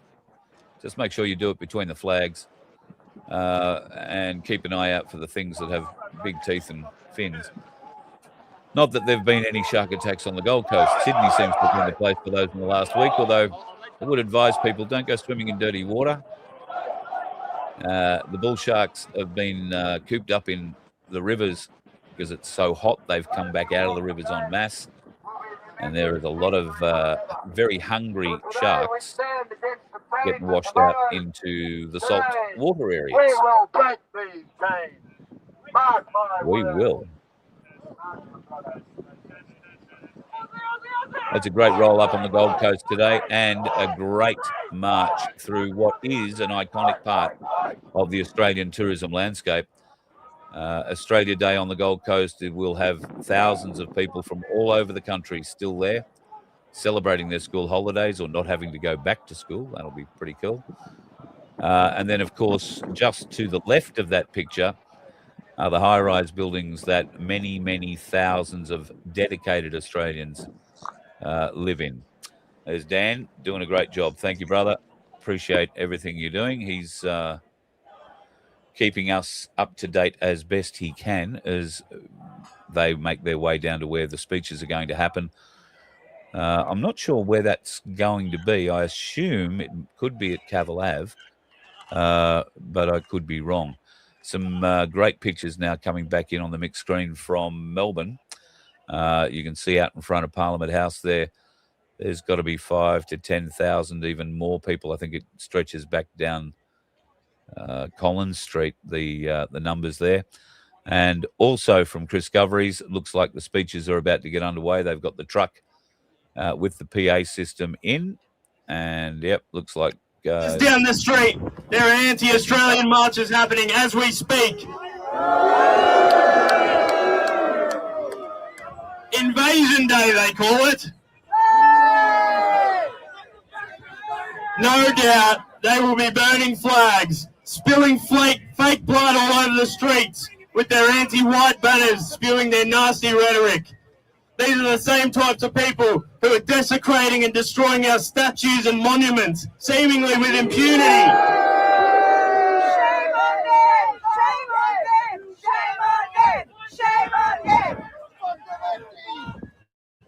They hate you, they hate your culture, they hate your way of life, and they hate your ancestors.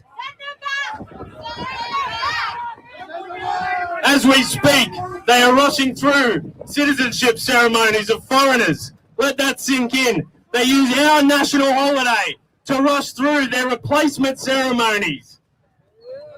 Shame on them! Shame on them! Today, we are here to restore an unmistakable, unapologetic, and very public national pride towards Australia Day.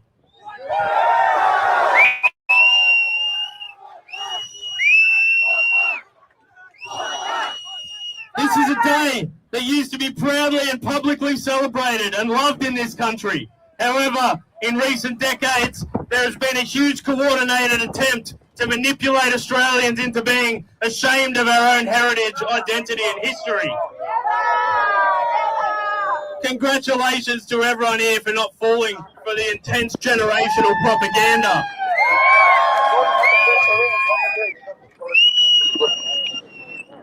This Australia Day, we're taking back our streets from this destructive anti-Australian agenda. We are flying our flags proudly and unapologetically.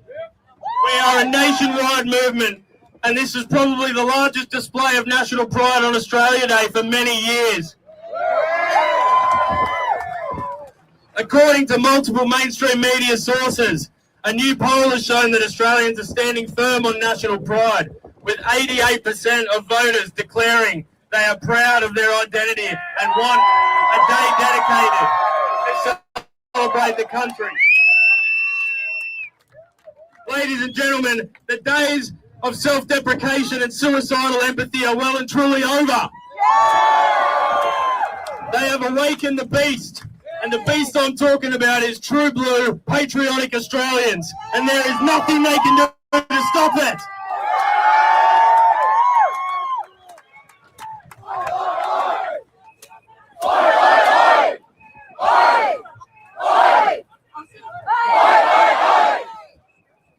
We are here and we're not going away. This is our country. Our ancestors strategized, sacrificed, fought and bled and died for this amazing land, and we will not go quietly into the night.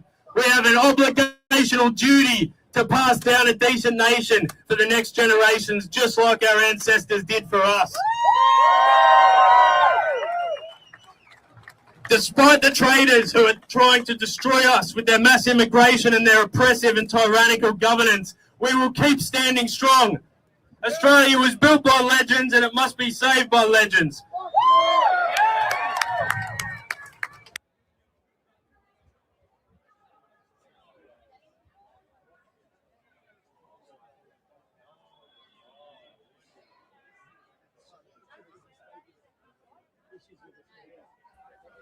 We seem to have lost the Sydney feed for some reason. We're looking at Melbourne and now we're not hearing Sydney. Do it on their own. Network and build community. Unite together. The Australian spirit lives within us. We are what made this country the greatest country on earth, and we, the Australian people, must be the solution to this problem. It is our duty. Growing up, we thought we were in the lucky country, but we were betrayed. No one ever expected for the country to go this way, but the duty lands directly on us. Our nation needs us to reclaim its identity. Our ancestors defied all odds and pulled off something special. We can too.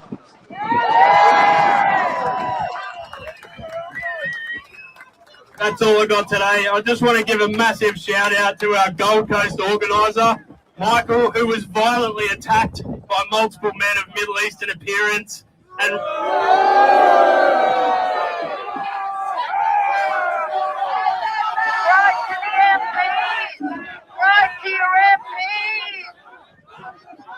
he received terror threats on his event after travelling all the way from Mackay to the Gold Coast, and he's still soldiering on with the event today. Michael's an absolute Aussie hero. And finally, thank you to all the organisers across the nation for your incredible efforts. You're all great patriots. You know you are. Billy, Hayes, who else we got? Hugo. Michael. He was a shout out. Today we got a great lineup of speakers and entertainment. We have an awesome lineup of speeches, plus you will hear some stories about the founding history of this nation. And if everyone behaves themselves, we may even get a little bit of classic Australian live music. Thanks to the vastly talented Viscount Dundee. Please don't. I think, hey, Viscount, are you ready?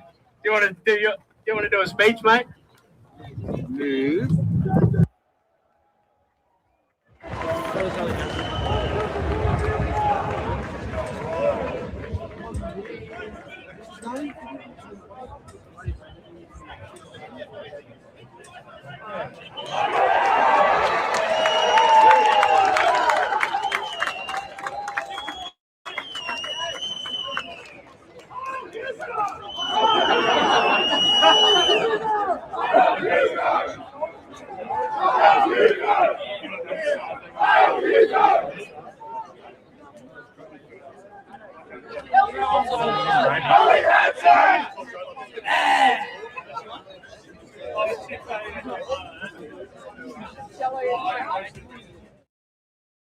Was polite, and I think most of the locals look very bemused. Now, so we've known for a long time that there was going to be a March for Australia on today. And like clockwork, what happened yesterday in the Sydney Morning Herald? And another big smear piece on March for Freedom and March for Australia and Beck Freedom. And what did they say about Beck Freedom yesterday? This is basically what they said. Bullshit. They said Beck Freedom's neighbour's cat has a third cousin who might have said something naughty on the internet 5 years ago. That's basically what they said. They're trying to smear us. They're trying to shut us down because they don't want to have a debate about immigration. And what they are doing, you know, all these attacks on free speech, starting with Premier Minns, and you know Mark Latham calls Premier Minns Ho Chi Minns. And I think that's a good one. Never ever get that back. I've been there for about 2 years. There's been 3 or 4 rounds of more anti-free speech laws, And why do they want to shut us up? Well, before March for Australia, the polls were saying about 53% of Australians thought we had too much immigration. Now, after March for Australia, I think courage is contagious. And now the polls are saying 60 to 65%. And we're not. And it's possibly more than that. Now it's a very... We're not sorry for being... Middle Australia. We're not sorry. Australia. Okay, because the vast majority of people are with us, but they still want to shut us up. And that's why they keep bringing in all these hate speech laws. Now, there is an organisation which recently got deemed that, you know, under these new powers of Albo, a federal minister could just declare an organisation a hate organisation. So they're not terrorists. It's one level down from that. But what that means is they can be banned. They don't have to do anything wrong. They just have to think wrong things. Now, what has happened there's been, I understand about 24 people have had their doors knocked on the last few days by New South Wales police saying you can't come anywhere near this, or 5 years in the slammer for you. Now, look, one day it's Joel Davis, okay, but now they've got the power to say, well, it might be climate change denial, or people who are against the trans radical stuff, or might be against abortion. They can now just deem a group to be a hate group, and then they just completely shut it down. This is East Germany. So it might be one little group that a lot of people here, maybe most people here, don't have much in common with, but they've now got the power to do it again. It's very frightening. So what we need more than anything else in this country is a referendum on changing the Constitution to enshrine free speech. Amen! Amen! Freedom of speech! Freedom of speech! Freedom of speech! And we want free speech now more than ever to talk freely and openly about immigration. Amen! That's the biggest issue. If you get the immigration wrong, you wreck the country. Now, you know, I'm guessing there's not many people who are fans here of BlackRock, the company that owns the whole world. Okay, well, you know, their CEO this week was very honest on camera. He said, you know, he's concerned about, you know, his share price going up, etc. He said the countries that resisted mass immigration are going to have a better economic future. Gee, surprise, surprise about that. And Chris Minns, Ho Chi Minh, has told us on 3 or 4 occasions, he says, we can't have multiculturalism and free speech, so therefore he chooses multiculturalism. Now, I tell you what, that should make you angry. That should make you angry. And it wasn't just a passing comment, he said it 3 or 4 times. Now, if our parents and our grandparents knew when they started talking about multiculturalism in the 1970s and 1980s, if they were told, well, we're going to let a few people in and we're going to have to give up free speech in response to it, our parents would have been out here in 10 times these numbers. And they would have said, this is unacceptable, but they've tricked us into it. And now even BlackRock admits, yeah, it's bad for the economy. So, yes, we need free speech to talk about immigration. But Labor, the 2 major parties, so the polls are 65% in favour of, at least having a pause. I support a 5-year pause. But the 2 major parties are hell-bent on it. Now, why is Labor? Why does Labor want all this mass migration? Well, in every country, in every society, new people to a country are going to be generally on welfare more, and they vote for the cut party that's going to give them more welfare. So Labor, now Joe Biden, all the lefties in Europe, they want new migrants coming in who are going to be dependent on welfare. Now, but what about the Liberal Party? Why is the Liberal Party, why are they so scared about this issue? It's because it's bad for them. It's bad for them. But, well, hang on, let me finish. Now, the Liberals are just so freaked out. They live in complete panic 24/7 about being called a racist. They get so scared. They bend over backwards. They'll even wreck the country with our immigration program as long as they're not called a racist. But they should stop being scared about it, because you could be walking down the street and drop a packet of twisties and someone can say, well, that was racist. Okay? Everything's racist these days. And so we just got to sort of laugh at them in their face. We want to keep Australia as it is. Now, the last thing I'll say is, the 26th of January is not just the anniversary of the first Australia Day. It's also the anniversary, 20 years after the first Australia Day, in 1808, it was the day of the Rum Rebellion. And the Rum Rebellion was when the people of New South Wales rose up against an oppressive, tyrannical government. So in the spirit of the Rum Rebellion, I say, let's keep fighting on. We've got the majority of Australians with us, and we're going to keep fighting. Thank you very much.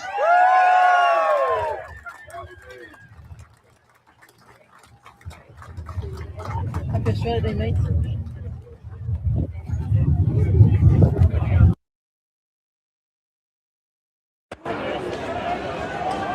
So the first of the speeches in Sydney.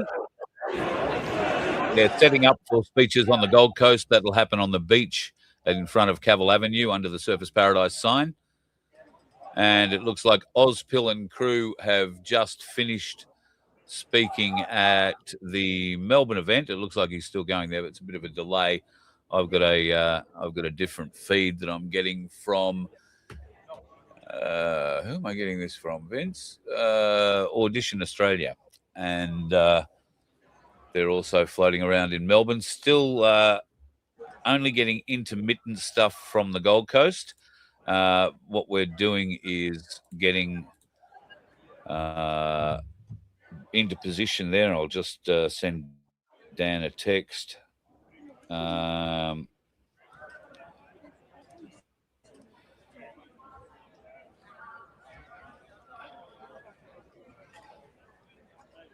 And we'll see if we can't get the Gold Coast back up. Still nothing. Now, somebody alluded that there was a feed coming out of the Brisbane event. We cannot find that feed anywhere online. Near as we can tell, we're it. There are individuals like Chris Govery's covering Sydney and Ozpil covering Melbourne. but there's nobody bringing it all together anywhere. And Turning Point Australia's Australia usually crowning good for that kind of thing. It is the soil that birthed our Harding stock. It is the home of us here today. It is the legacy of our forefathers. It is the future of our children. We must remember that we're made for inhospitable places at the edge of the known world. Our blood does not start in 1788, but from a time before. It's as old as the Southern Cross read by the Northern Stars. We are the proud fighting race that sacked Rome. We slew the Sassanid of Jerusalem, and we bled and died at the Battle of the Boyne. And now we're being driven out of the land we built. We are being reduced to a minority in the Garden of Eden that our grandsires begot us. And we dare to ask for a stake in this country that we have made, and we are told no. We have exhausted every avenue. We have made every appeal.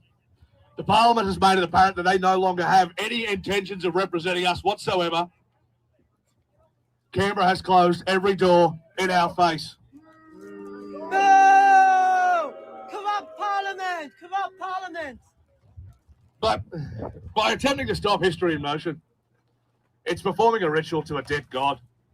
You can sooner legislate away gravity, but unlike gravity, the waking conscience of men have their own ambitions.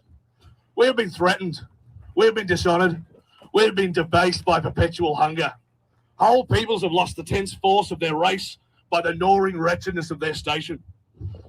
From the day of our subjugation at Worcester to the ghosts of our grandsires at Culloden, we've been cast into slavery to toil beneath the cruelty of inferior men, and we chafe with indignation.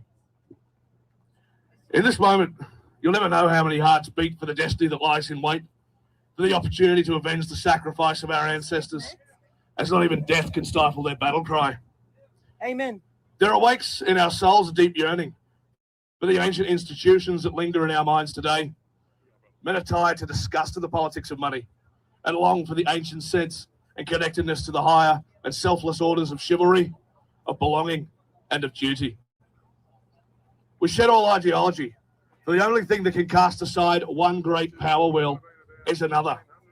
The only way forward is to remember who we are, to awaken to that will of our own, to achieve our own political consciousness when the instincts of the blood reawaken in the depths of our soul. Amen.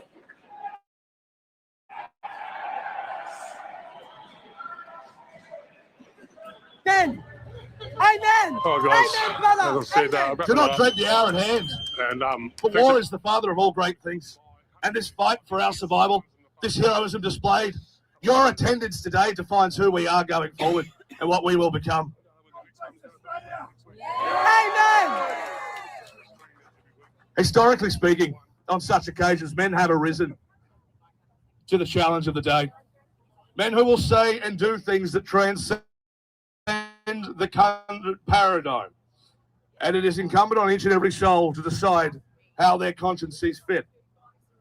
For those who know who we are, for those who remember where we are from, that decision will be obvious. All we have now is us and ourselves. The reality is all of history is decided by a few hard men. And where will you be when these men stand? Right next to them. Right next to them. Christ is king! Christ is king! Christ is king! Never before has so much rested on the shoulders of so few. Never before has the age presented our people with such an existential question. Some will think that this rhetoric sounds somewhat violent, but the fact is the violence is already here. It's already pressed upon us. It's in our homes. It invades our streets. It berates our sons, and it violates our daughters. They have criminalised us. Save our daughters! And we're far from done. Save our daughters!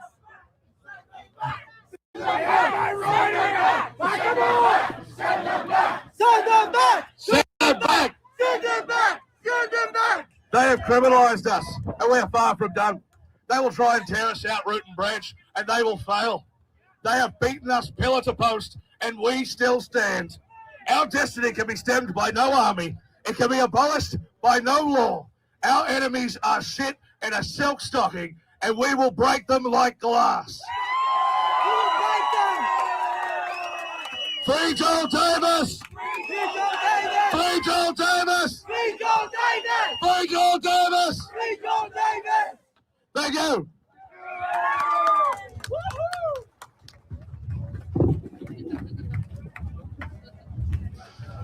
Joel Davis, of course, still in prison. Magnificent as always. Our next speaker is Cumberland Councillor for Libertarians, Steve Christou. Welcome to the stage, mate. Steve.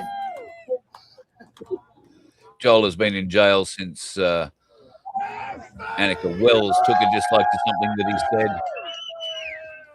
Happy Australia Day, Aussie Patriots!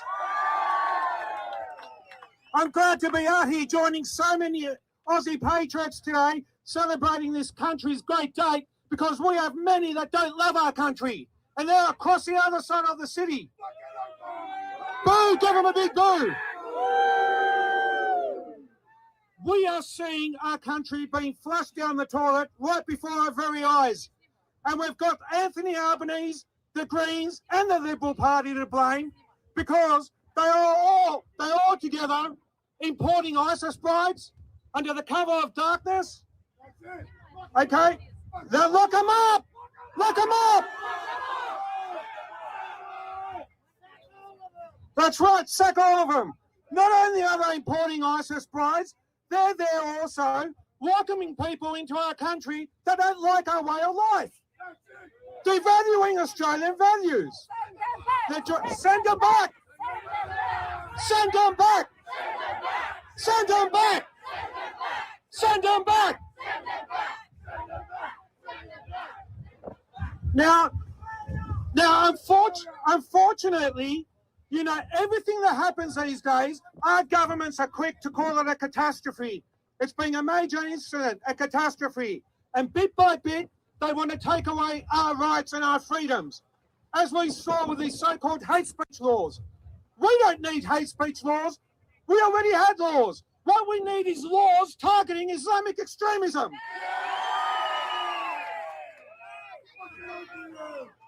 So we must all stand up as a country and let them know we are not the silent minority. We are indeed going to be the loud majority, because we all need to stand up as patriots and say, no more. Enough is enough. All right? No more of cost of living crisis. No more of people sleeping in cars and parks and in train stations. I came in using the train today, and at Central Station we must have seen a dozen people sleeping on platforms and on the floor. And it's a national shame that while we have these people homeless, our own people, our Australian people, our government is sending $5 billion overseas in foreign aid every year. Boom! So, as I promised many people on the way in here, on behalf of all of Australia and every Aussie patriot, believe me when I say it's not hate speech, Albo, when I say fuck Albo on behalf of everybody. And what you've done to this country. Let's wrap it up with Aussie, Aussie, Aussie! Aussie, Aussie, Aussie! Aussie! Aussie! Aussie, Aussie, Aussie! Happy Australia Day. Well done, everybody.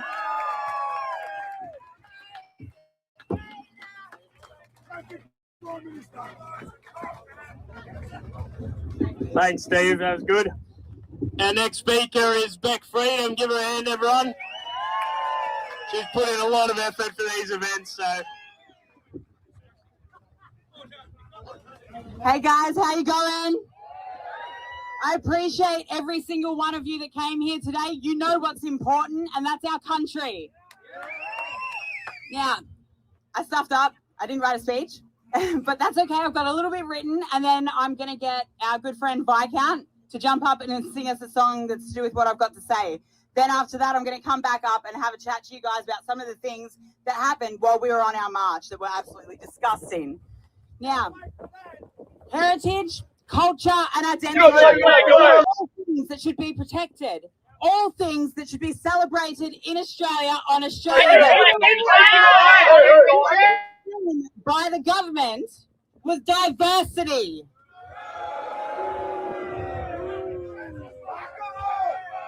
They want us to celebrate diversity on a day that we should be celebrating Australia.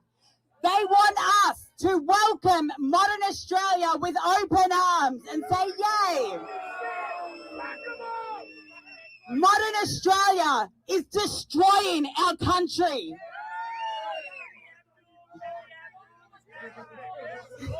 Now, when I was growing up in school, and I'm not that old, I'm only 35.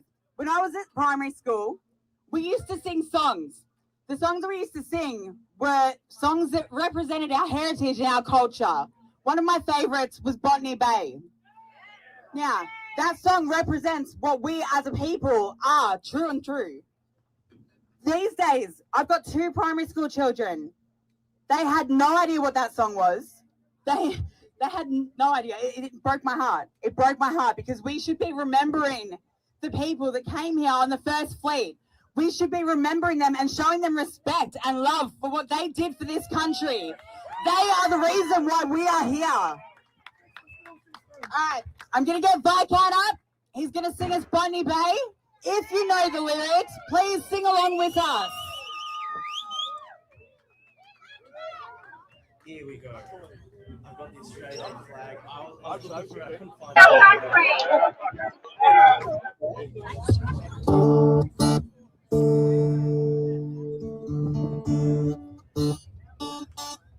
What did you do to this?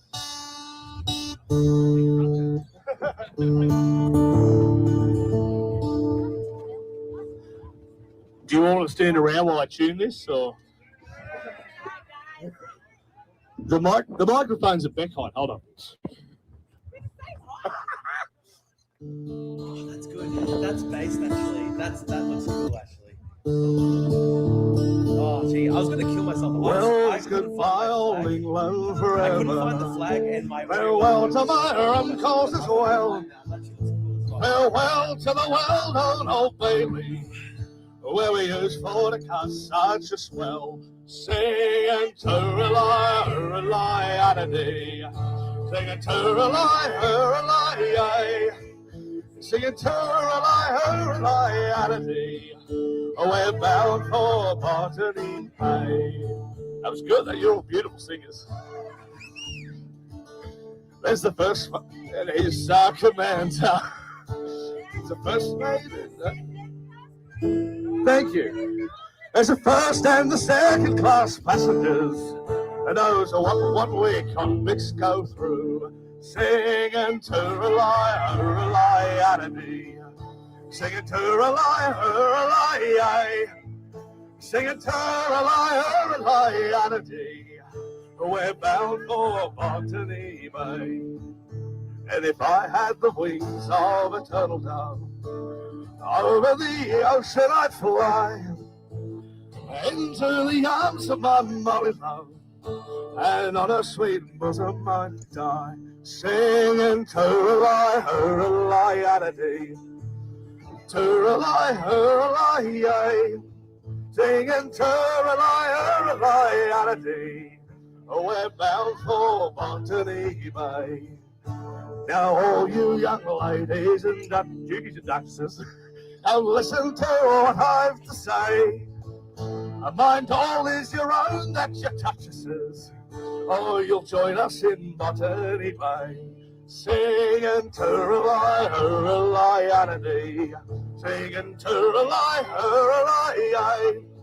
singing to-rely, a-da-dee. We're bound for Botany Bay. One more time. Singing to-rely, a-da-dee. Singing to-rely, singing to-rely, a-da-dee. We're bound for Botany Bay.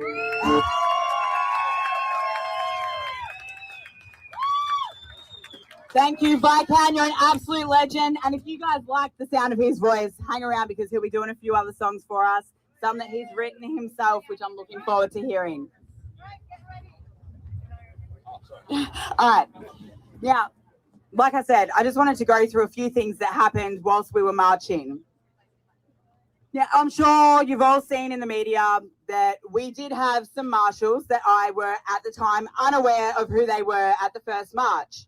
However, those guys that I had as marshals performed excellently. They did nothing wrong. They kept everyone safe and they kept everything moving well. Now, I know that not all of you guys like them. I know that. But they are good people who were fighting for our country. They agreed in our cause and they came to help people keep them safe. Now, that group recently disbanded, which means if any of them were here, they are here as just everyday patriots. Now, a few of those guys did offer to do marshalling for me. They knew with the Invasion Day rally going on that it could get a bit messy. I said, well, all right, that's fine. You can come along. I trust you guys. You did great work the first time. They were then sent out text messages being banned from our events. We said no one will ever be banned from March for Australia. The government took that right away from us and banned them anyway. Thankfully, some of them were still able to come help marshal until the police recognised them in the crowd.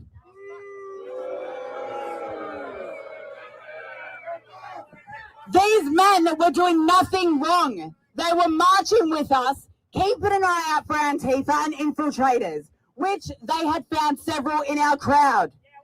They told the police this, but they were still told that they had to move on.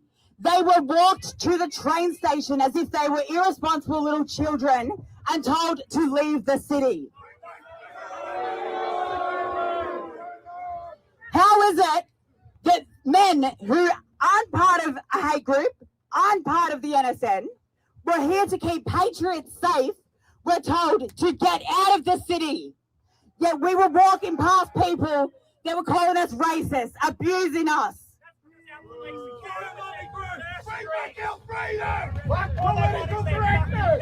In Australia, we should have freedom of political expression. We should be able to criticise our government if they are not looking after us the way they should be.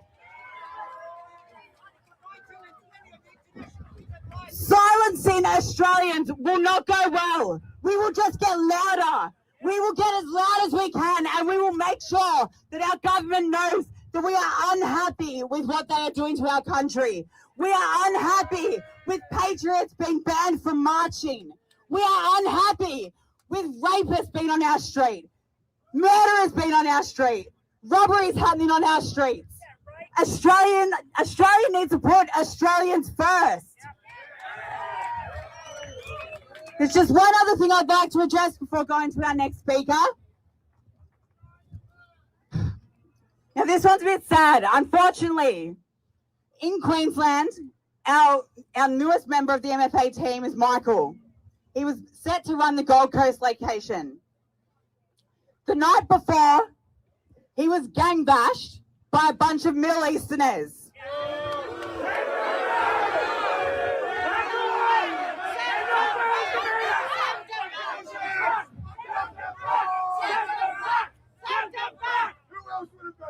Now, unfortunately, the cops, as we know, they didn't care. Today, his security from the police was taken away, even though he felt like he could be in danger. They took away his security and his assistance, and they asked us to remove the photo and the story of what happened to him. They said that story being up is inciting hatred.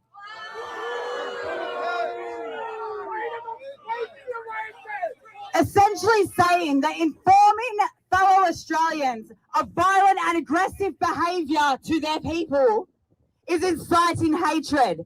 How about stop the people coming here that are abusing our country, abusing our people, and look after us? We need to send them all home. We need to shut the gates and say no more immigration. Send them back. Send them back. Send them back. Send them back! Send them back! Send them back! Send them back! Thanks everyone for coming! You're all legends! Love you all! And happy Australia Day!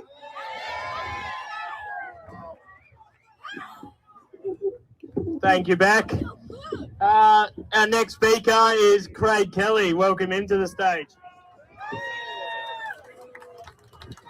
And I'll just announce whoever, all the speakers, just stick around because we're going to get a photo of all the speakers and a couple of the marshals, if you want to, up on the stage.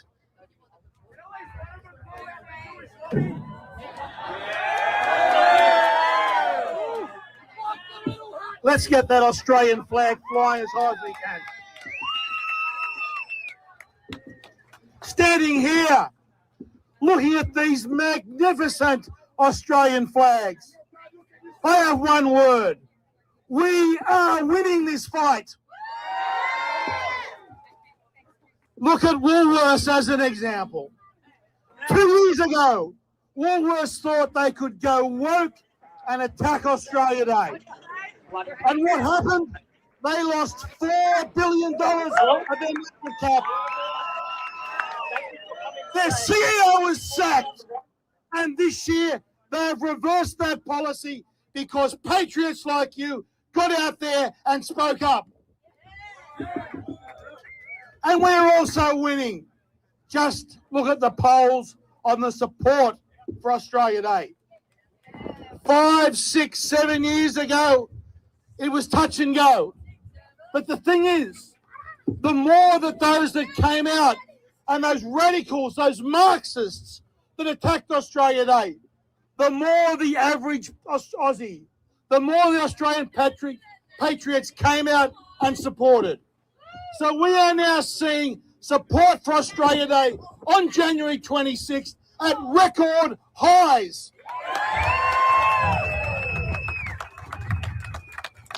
So although we are winning, we must continue to be vigilant. We know there are people in this country that hate us, that hate our way of life, that want to destroy us and turn it into some Islamist, Marxist, fascist state. And we must oppose that. We must stand, and we must be brave, and we must not fear people calling us names and speak up to protect this great country. So thank you all for coming. And yes, those hate speech laws are an abomination. I agree with John Ruddick that what we need in this country, we need a referendum to enshrine freedom of speech in this country, in our Constitution. That is what we want. So thank you for coming, and happy Australia Day to everyone. It is a great day to celebrate.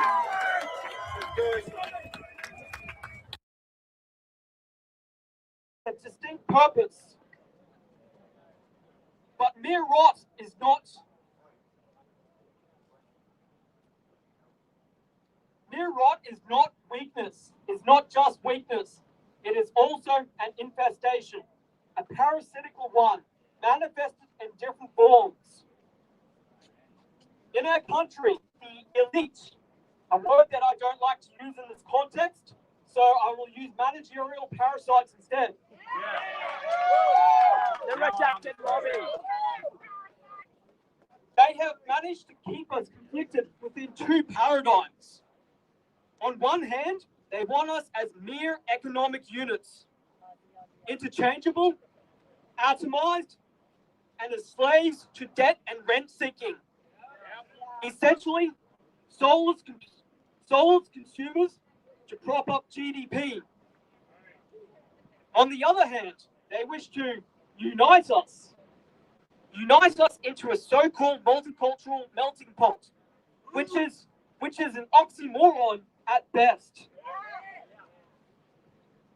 In reality, they ultimately want to uniformize us into meaningless goo that can be molded to their will at their liking. Clearly, I reject both of these paradigms.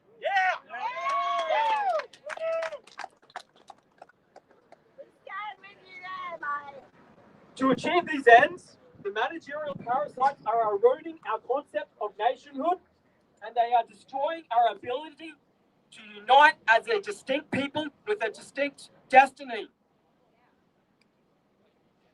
And as a quantifiable result, we see mass immigration.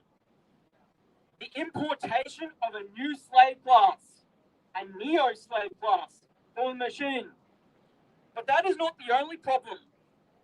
For you see, the very neo-slaves that are being brought in, many of them, at the very least, do not like us.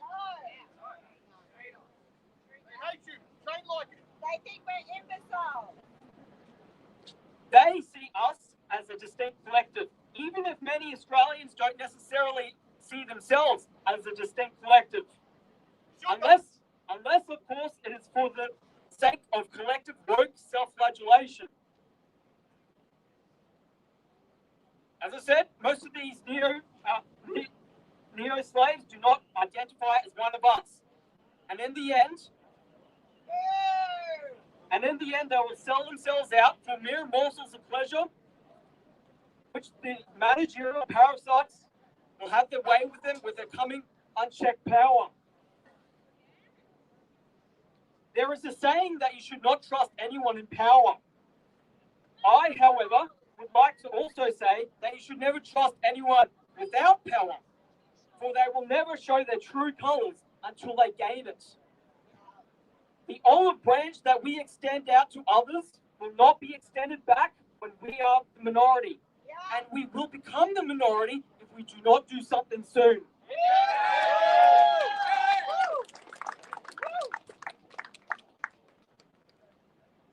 Do not be fooled.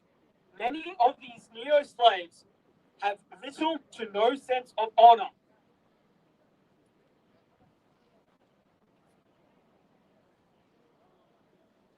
I do not need to cite all the economic statistics of our dire situation. It is axiomatically clear to anyone who is sane at this point. And if we do not do something soon, our living conditions will grow day by day.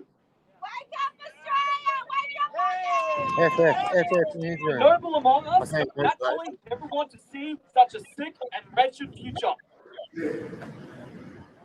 And as we stand here today, on this momentous occasion, let us promise this. We will not let that happen.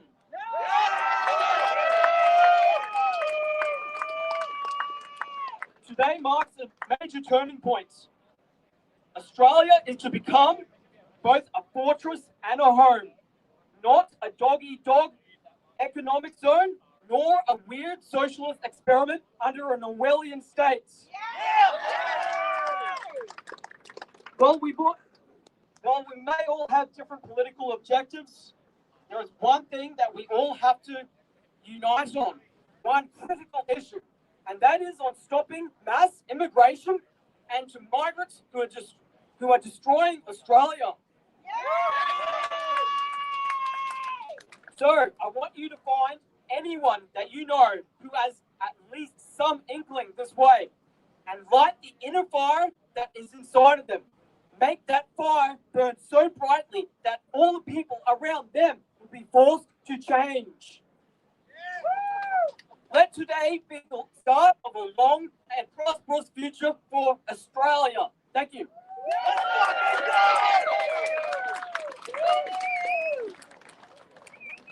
Thank you, Caleb.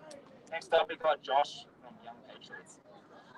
Aussie, Aussie, Aussie! Oi, oi, oi! Aussie! Oi! Aussie! Oi! Aussie, Aussie, Aussie! Oi, oi, oi!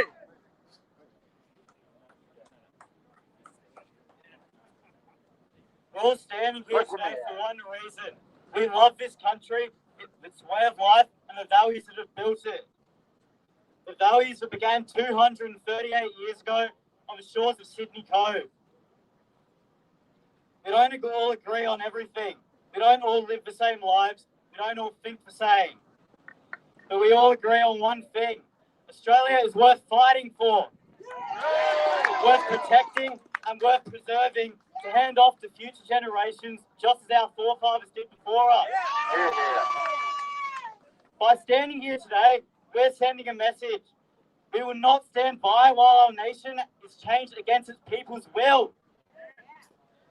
We will not be silent as threats rise to our communities, to our way of life, and to our personal freedoms. Just last week, a 24-year-old man was charged with planning a terrorist attack on what could have very well been this march. We've seen people burn our flag and shout abolish Australia, and yet somehow we're told that we're the problem and that somehow we're un-Australian.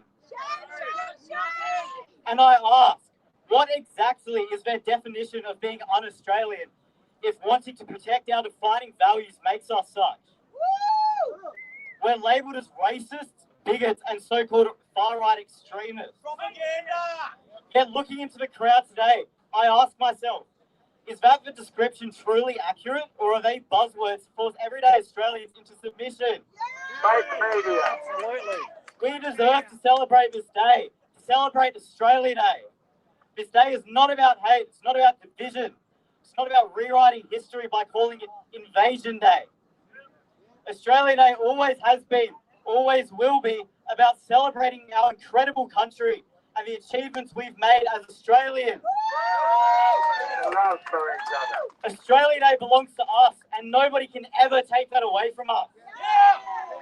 While I may be young, I've seen my fair share of the problems that plague modern Australia. From walking through Brisbane playing Spot the Aussie, wondering whether I'll ever be able to afford my own home, to doing assignments on refugees, where some of the sources were quite literally newspapers by those who do not align with and actively push against Australian values. Every day, more and more of my generation are told that patriotism and compassion cannot exist, and that they must choose between loving their country and being quote-unquote good people. Every day, more and more, we know that's false. Loving Australia and wanting it to thrive does not mean hatred. Loving Australia... We don't hate immigrants, but we fundamentally oppose unrestricted migration. Personal freedoms matter. Freedom of speech, freedom of opinion, and freedom of association. And when laws are passed to restrict it, it's not because we're irrelevant, it's because we matter. Because our voices are being heard, and they see us as a threat to their agenda. Governments don't silence apathy. They regulate the voices that challenge them. And the very fact that there are attempts to silence us proves that our ideas are powerful. By standing here today, in this scorching heat, we have all proven that we will fight for what we believe in, but we will not sit back, but we will not watch the land we call home deteriorate, and that we will not go down without a fight. Australia was built on the values that still matter to this day: fairness, freedom, mateship, and a belief in a fair go. These values are not outdated, they are not negotiable, and they are worth defending as long as this country stands. So today, let us be clear, Australia is worth standing up for. Aussie, Aussie, Aussie!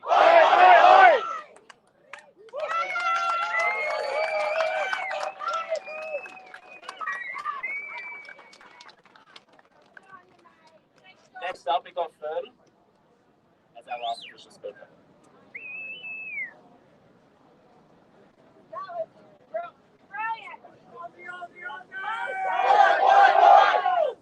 Skyrocketing house prices, stagnating wages, unemployment, massive homelessness, bumper-to-bumper traffic, falling productivity. Dropping quality of life and the destruction of the Australian dream. These things didn't just happen, they happened because of mass immigration. Everyone knows it, everybody. But the moment you say it out loud, these woke mobs and radical lefty institutions label you as a racist, a bigot, the worst names imaginable. It's unbelievable. And now, under these new draconian laws, the system doesn't just try to silence you, the government will directly threaten you with punishment, possibly even for just telling the truth. That's not democracy, that's authoritarianism. Ladies and gentlemen, we are quite literally living in George Orwell's 1984. The Australian people have had enough. We see exactly what has happened. This was not an accident. This was planned. The government chose this path against the will of the people behind closed doors. What did they do? They accepted the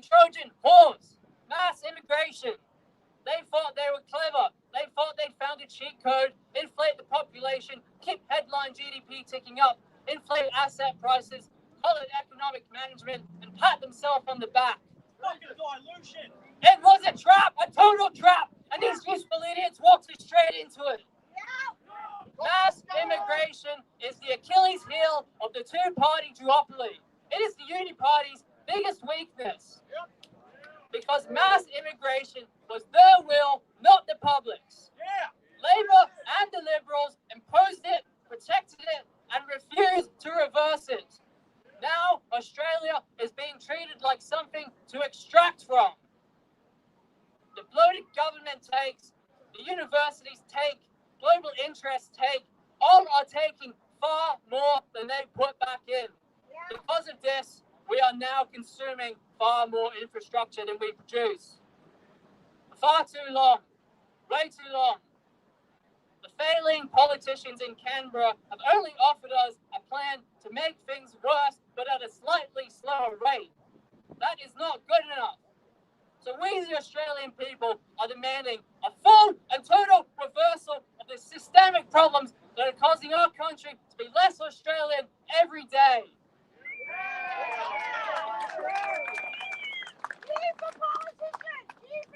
Look at the city of Melbourne and Sydney. It's more than half born overseas. That is not fine. That is very, very bad. Whether it is the government's intention or not, Australians are being replaced. We cannot allow this to keep happening because Australia's culture primarily comes from the people who founded it. And say, for instance, we get to a point where 80% of the Australian population is born overseas from hard to assimilate countries. Well, at that point, Australia's culture will essentially have become diluted into a weaker collection of global culture. That is not what we want. We want an Australian culture, not a global culture. We want Australian patriotism, not international globalism.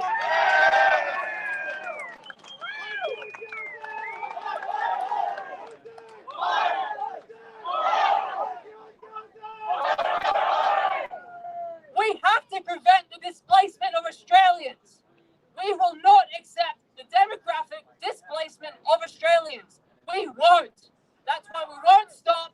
We will not stop until this crony, corrupt, communist system is gone. Replaced with a nationalistic and patriotic system that puts Australia's people first. Stop mass immigration now. Vote out the Uni Party, and God bless Australia. Thank you, everybody. Thank you for coming. We want you as our politician. Thanks, guys, for hanging in there. We have one last speaker. He really wanted to speak, and he put a lot of effort in. So I just thought I would invite a couple of minutes. Here, like, you please come forward. In the head. And then we got a song from Lawrence, and then. Hello, everybody. To say I'm nervous would be an understatement. The last time I've done a big speech like that, probably high school. You'll be right. And then just to put a heap of pressure on, I had about 7 pages here that I got to cut down right now in about a minute to 1.5. So give me a bit of slack. I'll do my best, but I felt called to say something. Go for it. Before I go on, I got to do a bit of housekeeping. I've got a daughter, and I got to look out for my family. So due to the amount of censorship and speech laws passed in just the last few years, this speech is strictly not calling for violence or for hate of any people, and no reasonable person should fear or be intimidated by anything I say. That's how the new laws read, so I've got to say that. Anyways, with that out the way, I wish everyone a happy Australia Day. I'm glad everyone made it. We're all getting burned by the sun, but, you know, we can seek some refuge soon. Now I'm going to butcher this speech real quick. I want to speak on the systemic anti-white, anti-Christian bias in every institution that we have, and the real word we need to start getting used to saying is this is a white genocide. Yes, and it's a Christian genocide. This is not a conventional genocide with bombs and bullets, but a slow and inevitable political effort to completely erase European and Christian identity, which is having the same outcome as if it was a military-style genocide, okay? The current demographic makeup of Australia is about 55% white, down from 90 to 95% white for 200 years.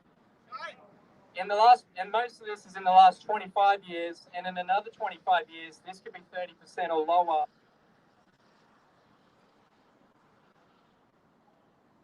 There's a whole thing I got to read. I'm just going to pick parts of it. In England, one of the things that's going on that we've seen, you might have heard about it, thousands of young girls were racially targeted and put in grooming houses to be molested by multiple men per day of foreign descent. They've had drugs injected in them, acid put in their eyes. It's really dark, and this is really where we're going down with white genocide. Like, this is like how bad it can get, okay? Give me a second. You're good.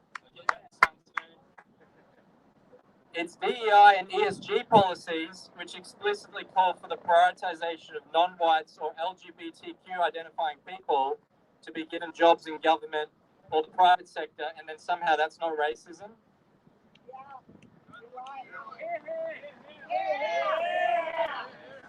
It's our war memorials being desecrated. It's nitpicking history to maximize as much as possible the demonization of whites and to minimize any contribution they've made, such as ending slavery or the majority of early industrial technology.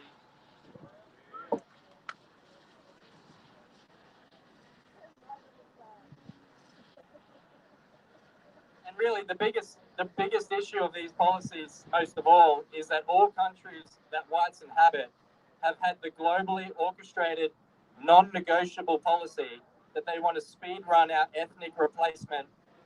And in a few decades, there'll be very few countries that will resemble any form of white identity or Christian morality. We also see that the erasure of Christian morality, helicopter was distracting me for a second. We also see that the erasure of Christian morality from society has created a vacuum where LGBTQ worship and the rejection of tradition and biological truths has filled the place of the gospel of Christ. And whether you're a Christian here or not, out of those two options, which one in your mind would create a more livable society? You know what I mean? Yeah. All right, yeah, Christ is king. Absolutely, I agree. Now,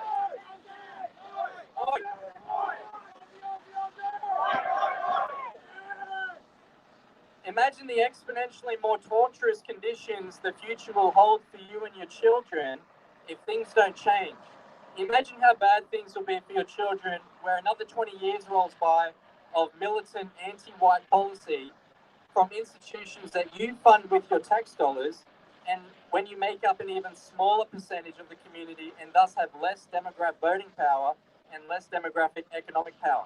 Well, here's the thing you don't even need to imagine. This is played out in countries like Zimbabwe and South Africa, where white farmers have been butchered. There are now laws to seize assets from white people specifically, and South Africa regularly have political rallies where they chant, "Kill the Boer," which is kill the white farmer. And now they're refugees in those areas. So that's Australia in 20 years, maybe. I want to reiterate with everyone here, I don't say these things as a way to open hostilities with people of non-European descent or non-Christians. I'm just laying out the bleak current situation and future that white people and Western society face, rather than any attack on any group of people. So with all that said, what do we do? Because we've all talked about problems here, a lot of problems this, problem that. But what do we do, right? Because that's what we need. We need actually to reverse this, change this. We must fundamentally understand that we have an organizational problem. If millions of us were organized and even dedicated an hour each week to doing anything about this issue, that 1 hour multiplied by millions of people would create a crazy amount of collective energy that would inevitably change Australia for the better. It should drive all of you crazy that if everyone did even a little bit, we wouldn't have to live in an open-air prison where our future for our kids and the sacrifice of our ancestors is in question. Now, first things first, put this in your phone calendar or just remember, because we need to do something out of this. It can't just be we got here to like have a circle jerk. We need to actually do something.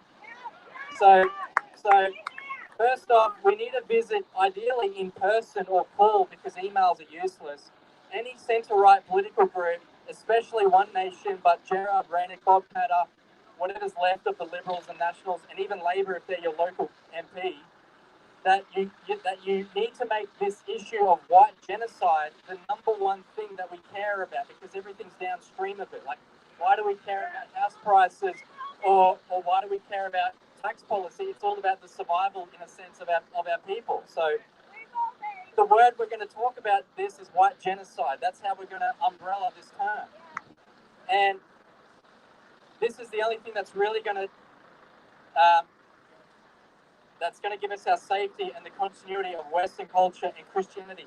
Now, Pauline is polling pretty well at the moment, but I like her. Yeah, she's good, but like at the moment, she's being groomed by the same forces that made Labor and Liberals create the most dystopian speech censorship bill ever seen in Australian history. So we need to make sure that she's not groomed by those same people, and we need to apply pressure to her. So get out there. I mean this in person, and let me go to the next page.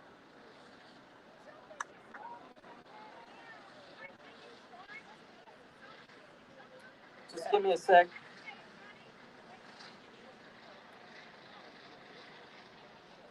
So really going there would take a fraction of the time as what it takes to actually get to this march today, which is good to see everyone here.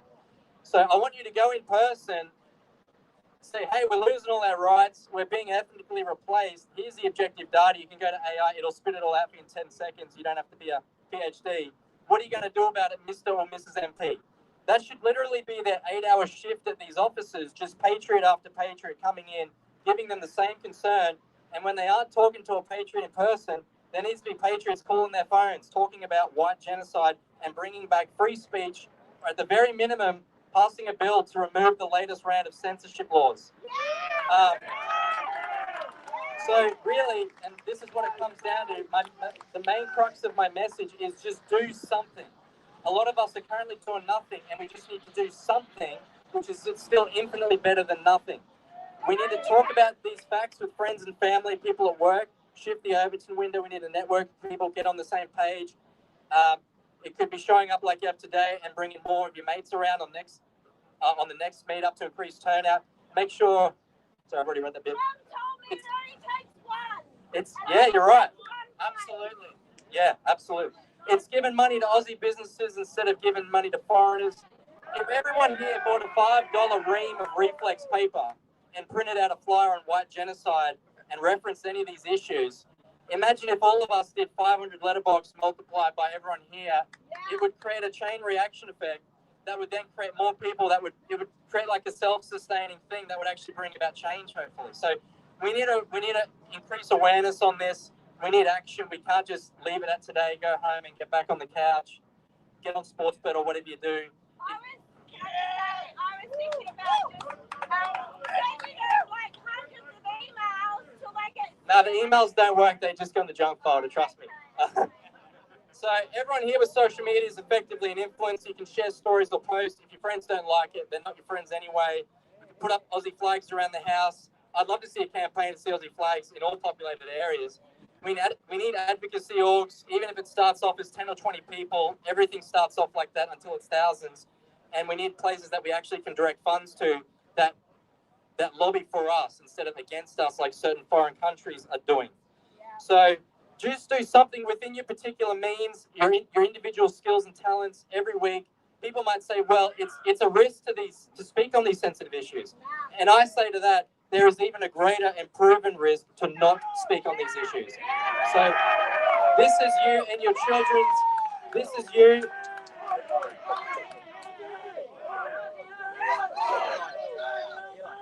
This is you and your children's livelihoods, and as I said, the collective effort of everyone would make it impossible for us not to succeed. So with that, I leave you with that. Thank you for listening to me speak. I do not advocate for any hate or intimidation. Christ is King. Thank you. All right. we're going to go to Sydney. See what's happening here. There's a few coppers milling around. Looks like a pub, trying to slow a few folks down. This is Chris Govery's feed coming out of Sydney. The event is essentially finished in Sydney now, and Melbourne as well. I think there's going to be a song on the Gold Coast on the beach, and we will be at an end of that too. I think Chris Govery's was walking with Annika Wells along the footpath there, or at least I didn't get a good look at it. Maybe it wasn't Annika Wells, but it was certainly somebody of minor significance politician-wise. That's the only kind of person who could elicit that kind of police protection around her at the moment. They seem to be cautioning somebody for whatever reason. It's not police a bit of an eye on it. It's like not police protection. No, it's a case where apparently something was said at the protest, and the police followed a group of about 10 men out of the system and sat back quietly and are now pounced on this particular gentleman here. So it looks like he's probably going to be arrested. Yeah, looks like it. Well, they're not making a scene out of it. They're not face planting him into a wall or cuffing him up. So, not yet. There's too many cameras around. Yeah. What do you think? Disgusting. Political free speech should be free. That's like fascism. That's fascism right there. We're done. Like, if they can get away with this shit, how does this happen? No, just think how many people, how many Jews died in Holocaust. And Jews arrived in Australia in 1788. They're not foreigners. You're right. You're right. So, by the sound of it, it was some form of anti-Semitic comment, which we all know can get you in a bit of trouble these days if there has been a comment. Looks like the coppers are just going to keep talking to him at this stage. I would hope they exercise some common sense and give him a caution. It doesn't appear so. Are you going to go and search him for bits and pieces? Maybe they're just searching for some ID. Who knows? The problem we are seeking out of Brisbane at the moment, folks, is we simply cannot get a feed. It's like nobody in Brisbane filmed it, which I find really difficult to believe, or that for whatever reason the bandwidth was narrowed and the streams weren't able to get out. I get the feeling that Brisbane today would have been the march that the authorities wouldn't have wanted to get wide coverage on media like ours. That's because the mainstream media won't cover it at all, or only the bad portions of it if they get an opportunity, I'm sure. Or they will report low numbers of people going out to celebrate, or whatever. They'll dismiss it. Looks like the police are getting a bit serious with this bloke. Oh. Gee, I thought I knew him for a minute. I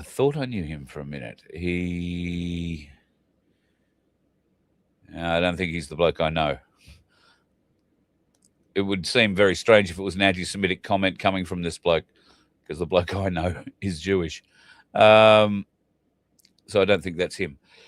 It does look like the police are getting serious, and they are about to arrest him. They just decided to try and do it away from all those cameras for whatever reason. Another form of gutless bullshit. I know the police are just going to say they're doing their job. The problem I have with the police just doing their job is that they do it when they feel like it, and then they don't do it when they don't feel like it. And evidence of that could be maybe used in what's happened to young Michael, the Gold Coast organizer who got bashed a couple of nights ago. The police, clearly there has been a police report. The police are not actioning it. The police, as you heard Beck Freedom say in her speech, have been in contact asking them to take down the photos of Michael, his bloodied face and body, bloodied and bruised, because that might incite a bad thing. Well, the bad thing has already happened. A second bad thing is happening because the police are ignoring it. A third bad thing is happening because all of the CCTV that has been installed on the Gold Coast is not being used for what they told us it was going to be used for, and that's your protection.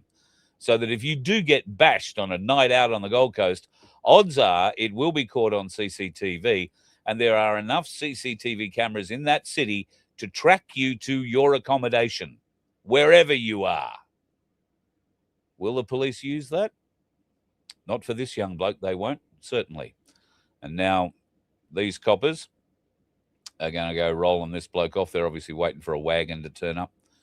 They're going to roll this bloke off and nail him under these new Chris Minns vilification laws, I dare say.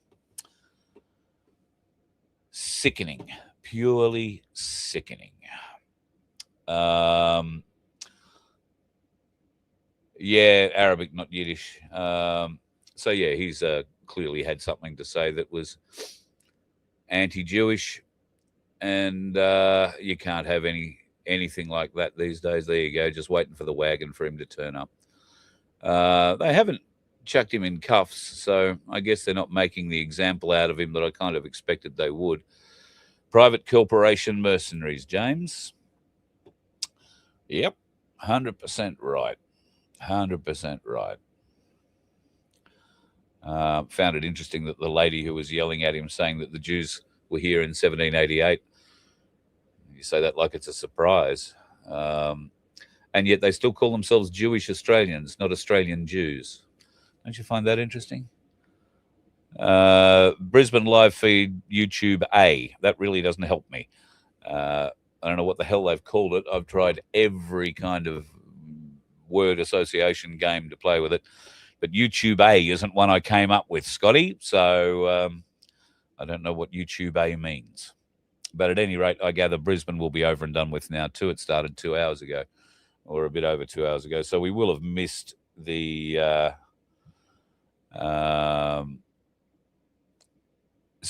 we will have missed the boat on that, unfortunately. I'm sure there will be plenty of people who recorded segments of it, and we'll see it popping up on social media over the next little while. That is the hope, anyway. This is the admittance. Is this the admittance that the cops don't agree with what they're doing? I don't think so. They've got the bloke. They've put him in the wagon. What they do with him from here will be the interesting bit. If they take him back and charge him, then yes, they're playing the serious game. If they drive him a few blocks away and let him out, like they are apt to do with the immigrants when they cause a problem, they don't go and lock them up. They just drive them, a suburb away and let them out the back on a quiet street and say, don't go back down to where we picked you up. So whether or not that happens with this fella, who knows? I don't know what was said. Might have been most disturbing. Isn't it interesting, though? You get a look at these goons and their outfits. Look at the way these pumped-up coppers are armed against we the people. Knife-proof vest. Not bulletproof, knife-proof stab vest. How many implements of destruction, yours, do they have mounted on the chest plates of those vests? They've got lights. They've got batons. They've got tasers. They've got guns. They've got cuffs.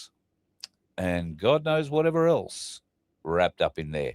Also, take note of the gloves they're wearing. I think you'll find that they've got reinforced knuckle gloves on, which I'm not completely sure a standard issue. But if you're going to go the knuckle on someone, you want those reinforced knuckle gloves. They do a great job. Here's a Jewish lady complaining about the world. And I'm not even going to bother turning the volume up because I know exactly what she's going to be crying about there. And on that note, I'm reckoning it's just about time we say goodbye, folks. There isn't too much left happening in Melbourne. Tony, I want to thank Tony for being our cameraman in Melbourne today. His phone eventually overheated. It did better than last time. It lasted nearly 2 hours, but it nearly burst into flames in his hand. So I told him he needed to take that phone immediately and put it in a cool place. I suggested it leaning up against a temp right of the beer taps at the pub he gets to first. that'll cool down the back of it nicely. And I think that's exactly what he's doing. So hopefully he's getting a beer. G'day to Craig and Co, who he's met up at a pub in Melbourne, just opposite, I think, Parliament House.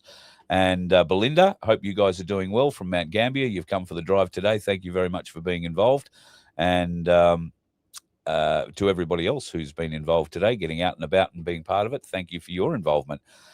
Vince for pushing the buttons. And I want to say thank you to Dan, who is a mate of mine.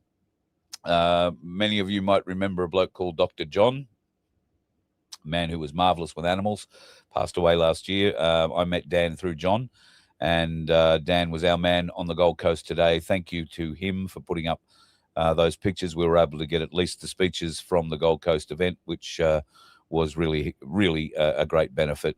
I'm sorry that we couldn't bring you anything from Brisbane. It's, not real flash. Just getting a feedback from Melbourne at the moment. Looks like, a bunch of people in the pub. Tony, I know, has got a bunch of people down there at the moment, Craig and Belinda and Co. That's the reason I don't bring them up, because the audio is just punishing on everybody's ears. But I guess if I mute the audio, I can bring it up. So you can see that everybody's managed to make it inside a venue. Oh, that one looks remarkably empty at the moment compared to what I've seen them previously, although we might have missed the rush. It's been an hour or so since things wound up in Melbourne. But, yeah, good bunch of people having a drink and no trouble. That's what we like to see. Having a wander out the front, Tony. Yeah, right opposite Parliament House. So about the best pub in town on a hot day, I've got to say. Just having a bit of a read through your comments. Yeah, brilliant. So, yeah, still a few people hanging around, but at this point in time, doesn't look like there's too much by way of trouble happening anywhere. That's great. Sydney, of course, winding down. I do have a message into Beck Freedom, and I saw somebody mention, is there going to be a show tonight? We might do a show tonight. I'd like to get a hold of Beck Freedom and have a chat with her about the day and how it went from her perspective. If that can happen, then yes, I'll do a show, but otherwise we might let it go for tonight. Vince has been going for nearly 3 hours, and he'll probably need to go to bed shortly. And I've got to go and do a couple of things as well. So we'll see what happens. But by and large, great attendance around Australia at the events we could see. I know Brisbane was going to be a very, very large event. That's why it's so surprising that no vision escaped from it at all. That we could find. And I mean, Vince and I were scouring the internet channels for feeds, and we simply couldn't find any at all. Now, Vince is also showing off his new FBN Media logo, if you notice that on the channel. Are you going to come on and talk, or are you just going to show that thing? No, I'm going to come on and talk. I could not believe that we had no feeds coming out of Brisbane at all.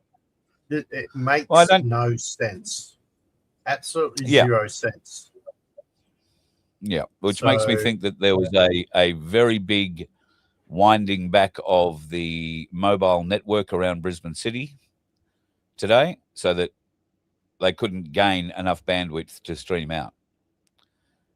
That would be my take on it. Could be wrong, but to have nothing from anybody. Facebook, nothing at all. No. Right? No. Nothing on YouTube, nothing on Rumble, nothing on Twitter, nothing on X, nothing on Kick, the new thing there, nothing on Telegram. We were across all of those channels and we had nothing. Yep, no, it was quite surprising. Quite surprising. So I don't know about everybody else now. So hang on a minute, Renee. Oh, really? Where? Live speeches now at Robot. What the bloody hell is Robot? Okay, hang on. So, and why would they be streaming on these bullshit channels that nobody watches? No, at Robot Andy. It might be just the name of the guy. Oh, true. Righto. Yep. At YouTube. They're saying the speeches are on now. Well, That's 2 hours worth of speeches,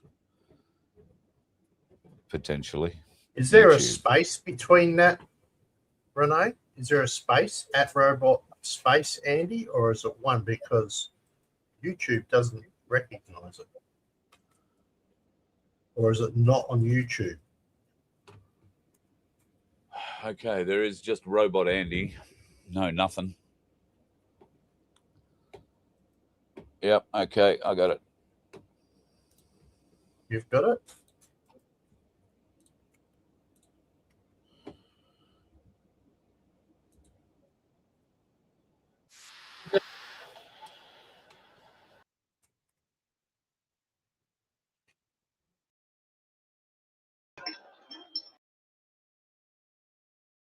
It's led us to this place. It's been talked about already, so I don't want to go over common ground, but I just didn't think I'd live in a country where we wouldn't have manufacturing, we wouldn't be making cars, we wouldn't be looking after family farms and trying to keep small family-owned businesses together, that we'd have, we'd have Muslims burning our flag down in the Sydney Opera House, and then people that disagree get the ones that they go after. I'm watching this stuff on TV and the media, and can't believe what I'm seeing. We've got teachers identifying as cats in school. We've got kitty litter boxes in bloody schools for our kids. This is madness. And people laugh at us for calling that out. I'll go into that parliament in Queensland, they'll be laughing, screaming at me for calling this stuff out. That's how far we've come, and that's how far detached we are here, these people here, to our political system. And I want to come back to that.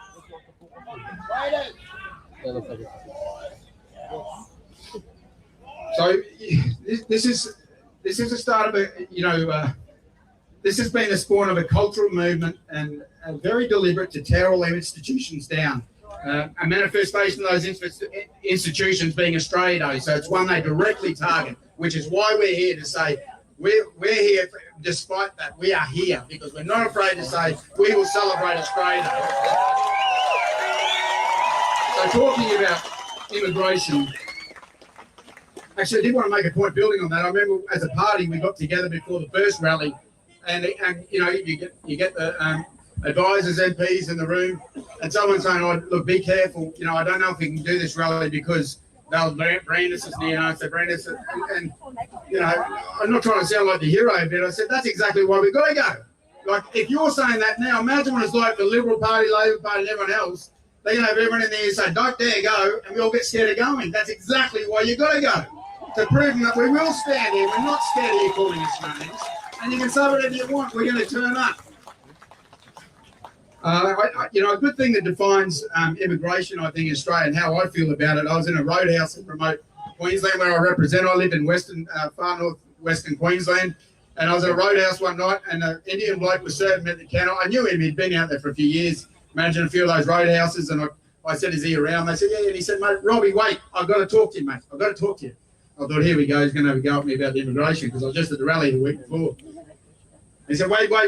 And he's black as the ace of spades, this fella. I'm really sorry, mate. Someone's fainted and we need the paramedics over here. Oh, dear. Yeah. I thought that was worth interrupting you for. Sorry. So we got the paramedics. Apparently someone's fainted over there. So follow this guy here, paramedics. Yeah, if we can sort it out over there, that'd be great. Will do. Okay. So, this bloke, he's black as the ace of spades, and he's come to me, said, "Robbie, I just want to talk to you about this immigration stuff." He said, "Good on you for you and your dad, what you're doing." He said, "I come over here and I bloody work, and see these bastards down there, they don't work. They get this enclave." He said, "I'm out here working, That's what it's like. He's an Australian. He's coming out here to work, to contribute. He loves the country.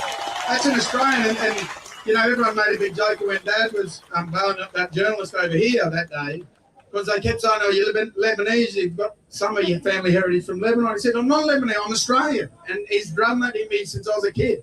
He always said, "You're not this, you're not English, you're Australian, mate. We're Australian." And that's why he got so angry, because he hates the concept of saying you're defined by what you are in your past. You are Australian. If you come here, you love it. You want to defend this country. You want to nationalise a lot of our interests and say that we can manufacture things, that we can have small business, we can do these things ourselves, we can support ourselves. He said that makes you Australian. They're the values we want, and you're welcome here. If you want to do that, if it's immigration, No immigration without assimilation. You want to come here, you better love the country as much as we do. And no doubt it's got to be stopped at the moment. No question. And, you know, a little thing, cheeky thing I'll add in too. When in hospital cleaners up in Mornington Island, the Aboriginal community up there in the Gulf at the moment, you want to come over here, go and do a toilet cleaning job up at Mornington Island. Don't hang in these enclaves in Sydney. There's plenty of places you can be used out in the remote areas if you want to come over, if you're so desperate to come over here. But they never do. They let them just do what they want, take up the housing that Australians would have, otherwise have. And I think that's the great arbiter. When we're letting people in, it's will you defend this country?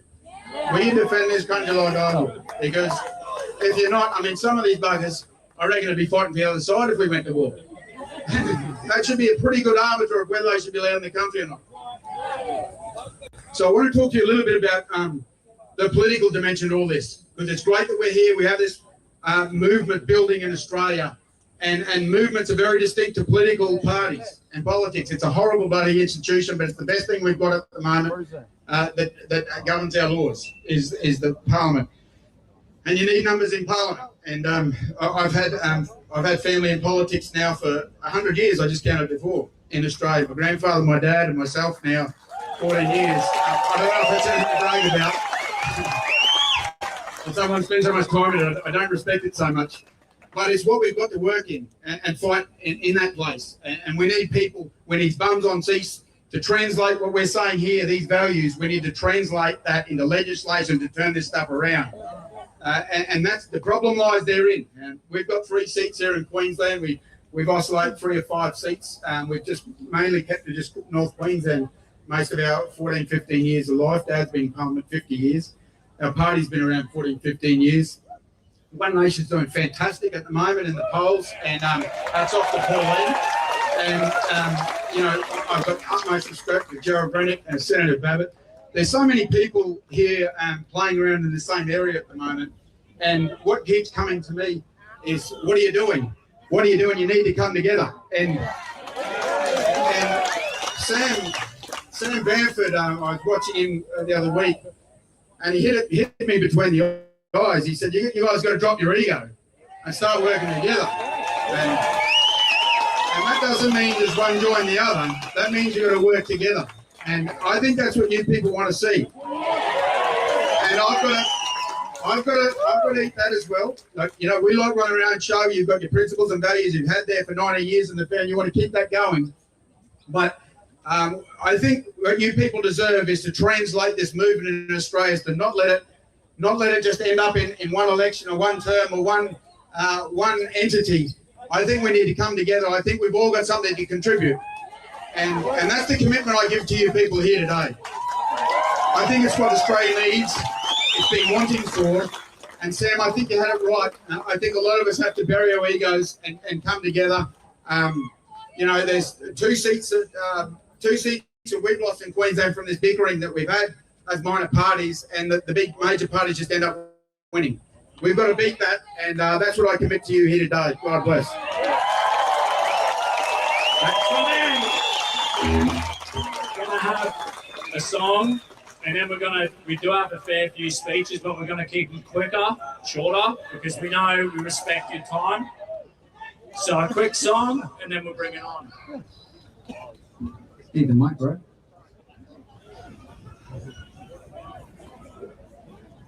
All right, it's getting serious, ladies and gents. You guys know this one. Are you power? You there? We just started.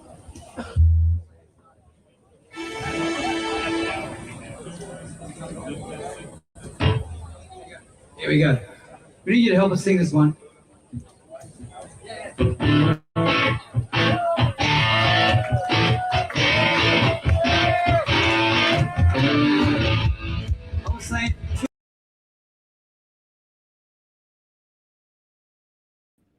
Oh, I've lost my little background. We might just pull out there because I'm going to get us banned for copyright if I start playing out AC/DC songs. So Robot Andy on YouTube is where that feed was coming from. If you want to go and be a part of that, then you can go and join him on there. I think we've missed the main speeches. Robbie Katter would probably have been, I would expect, the last big name on a list of very big names. Could be wrong. We'll keep an eye on it. I know that Babbitt was there today, Senator Babbitt, that Rennick was getting up to speak, that One Nation were very well represented with Pauline and I think Malcolm Roberts. Wouldn't be surprised to find there were a couple of other names floating around there too. They will have been at the head of all this, obviously. So we might take this opportunity, Vince, to bow out at this stage, and I will post a link up to the YouTube site if you want to continue following. I'll put that into our comments right now, and that will take you to Robot Andy's site. Thank you to Robot Andy for letting us jump on the back of that, and it was a nice little feed. So yeah, useful. Probably could make myself full screen, but what's the point? Vince, bring you up, say goodbye. Thank you very much for your help. And it's not easy sitting around. It's not easy sitting in the back trying to put everything together, is it? No, not when we were fighting each other for control of microphones and stuff. It was interesting. Well, you keep on. I keep turning them off. So yeah. That was. I was trying to turn it off. And anyway, doesn't matter. And apparently, that feed has been going for 2 hours and 16 minutes. Yeah, I think you were probably searching it for under a name. I wasn't searching for Australia Day Rally. All right? No, I was just doing straight lives. I asked for every live that YouTube was doing, right? Yeah, I pretty much did the same thing. It was not coming up. So I'm wondering if there was some restriction happening that might have been asked for by a particular corporate government that we know about. Not that I'm throwing out conspiracy theories or anything like that, but, it seems pretty bloody obvious. Look at the size of the crowd. Oh, you can't. I'm watching it, and the link is up. But the crowd is quite large. Yes, right? It is.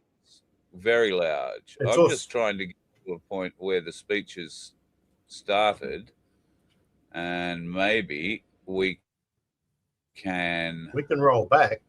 Yeah, I can roll it back. That's what I'm doing. I'm trying to see at which point Pauline spoke, and if we can get that bit of audio. The camera appears to be a long.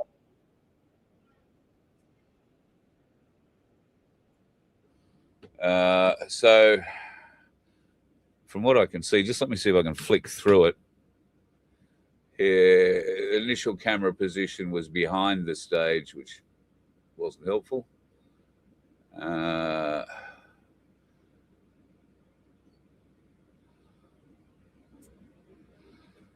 And I'm just trying to get to 120 marching.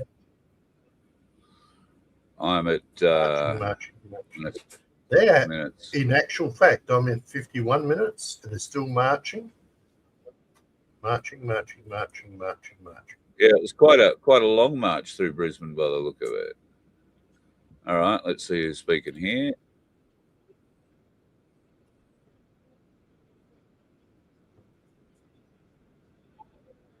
Right.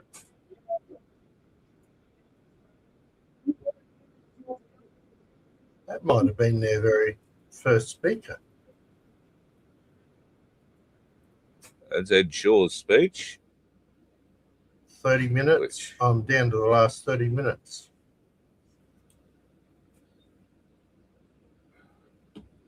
Oh, maybe Pauline hasn't been on yet. I can't see her yet.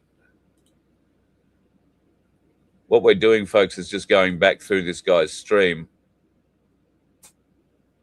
to try and see if we can find Pauline or Malcolm. Oh, I found Malcolm, I think. No, that's Robbie Katter. So by the looks of it, Pauline may not have been on yet.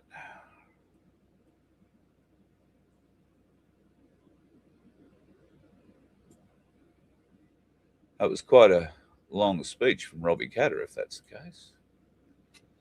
Mind you, the Katters have never been shy in having a chat. The Katter Australia Party, we'll just wait get to the end of this band.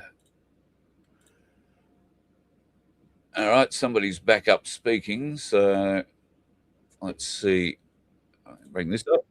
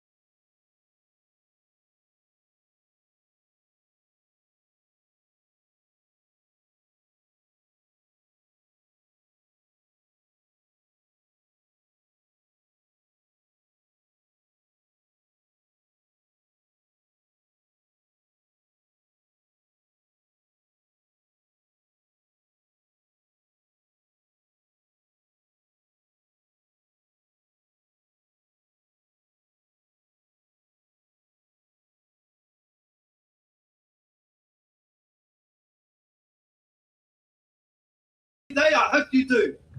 But one thing we have to do is when you leave a void and you're not clear on it, something else moves in. Now, the spineless government, yes, but also the people have decided the future of this country.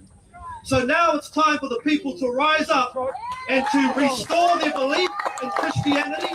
For your forefathers and your great-grandparents, I can guarantee you, we're turning up the church and the principles that founded this country we've slipped away from, and therefore the blessing has been removed from this country. So I propose that politicians who believe in the faith, those who have the guts to stand up and not protect their career, would start to table a Christian Values Act. A Christian Values Act must be put forward so that a stake is put in the ground, so when you come into this country, before you even come in, you realize that it's a Christian nation. So therefore, Islam cannot just walk in and do what it wants. Sikhism cannot just walk in and do what it wants. It's not racism. It's just protecting and guarding and standing strong for the principles in which this country is founded on. Right now, Sikhism in New Zealand is rampant. They're allowed to carry swords legally. They can jump on their motorbikes with their turban. They don't need a helmet. Meanwhile, when me and my brothers, we did a stand not too long ago, we jumped on our Harleys, no helmet, fine. Can you hear what I'm saying? There's two sets of laws going on. It's now time for the people to put a stake in the ground and say, this country, Australia, is a Christian country. Thank you.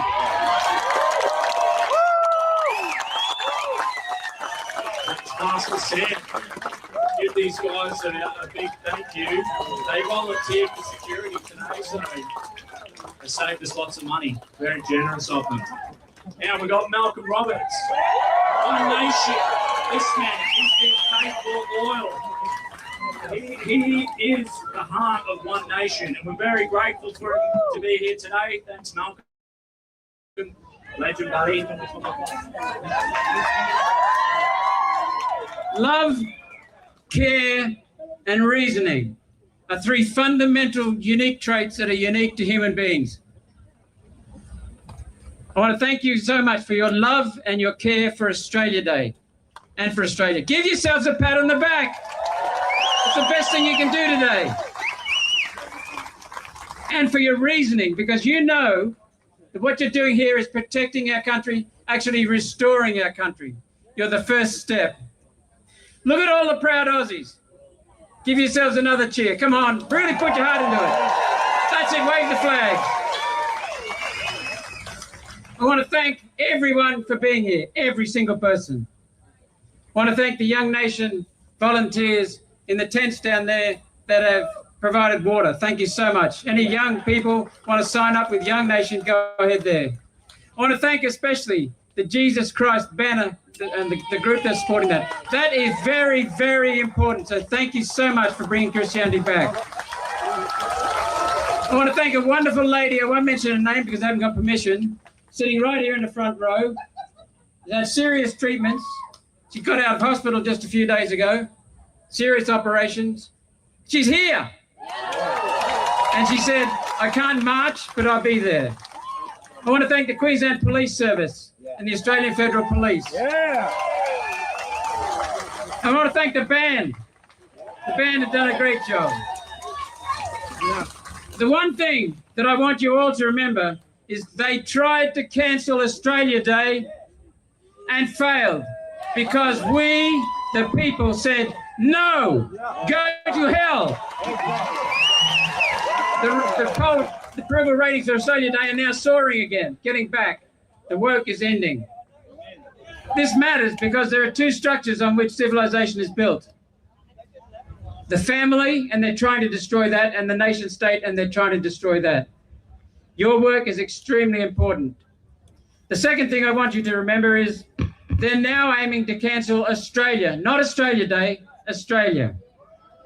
In 1901 through to 1920, we had the world's highest income per capita. They're destroying our country now. How? Energy, cost of living, housing, immigration, bureaucratism, woke, many, many ways. There's one really important way that's affecting all of those, and that's mass immigration. I'm an immigrant.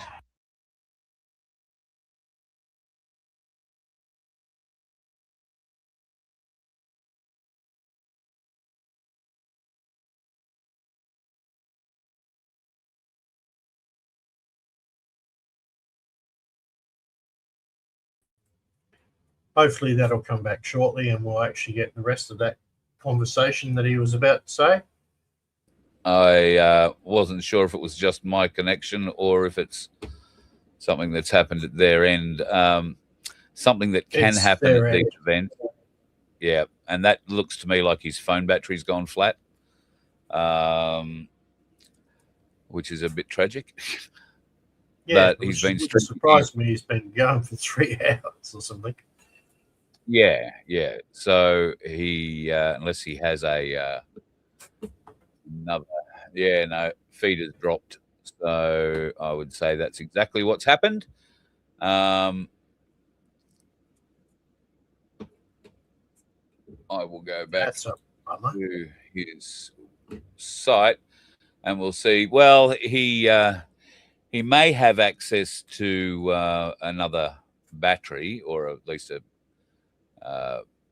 charger, but the phone will get exceptionally hot live streaming and plugged in at the same time, particularly if he's plugged into just a cheap little power bank, and you'll find that won't probably be as successful for a live stream, having played around with this sort of technology for a while myself. So I'm just going to sit off this a little bit longer and see whether or not a feed returns to Robot Andy's site, but I'm pretty confident that his battery ran out, and I cannot find any other. No, but what we can do, and I'm just trying to queue it up now, is we can have Chris Scovery's had a bit of a discussion with Beck after it.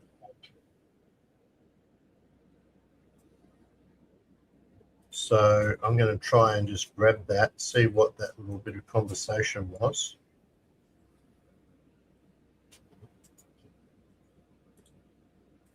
So if you want to talk for a second, Carl. I'm just putting in Australia marches. and I get cricket scores. It's ridiculous.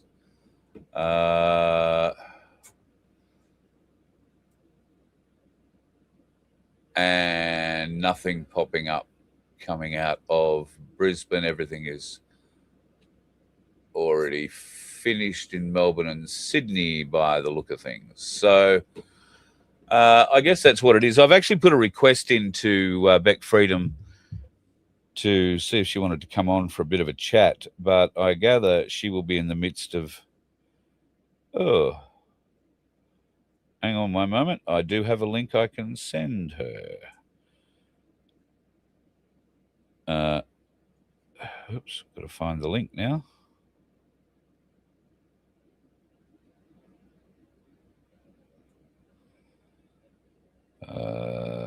So I might be able to get Jay, if I can get this link copied. And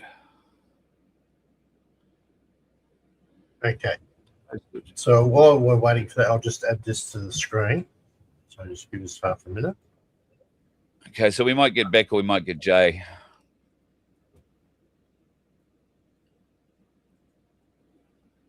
You'll appreciate, folks, we're winging this, so yeah, 100%.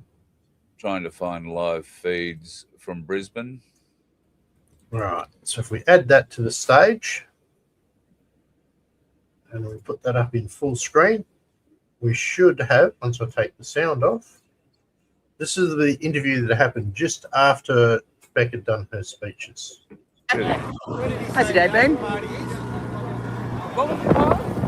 Beck? The Irish Bar. Oh, not sure. I am live. How's your day been? Interesting. Yep. Can I talk to you away from the Jen? Yeah.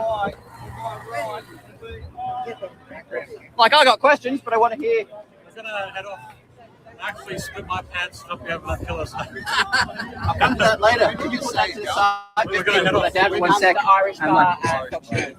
Beck, so tough day. Yeah. The organisation got better from when I last saw you. But what happened between now and then?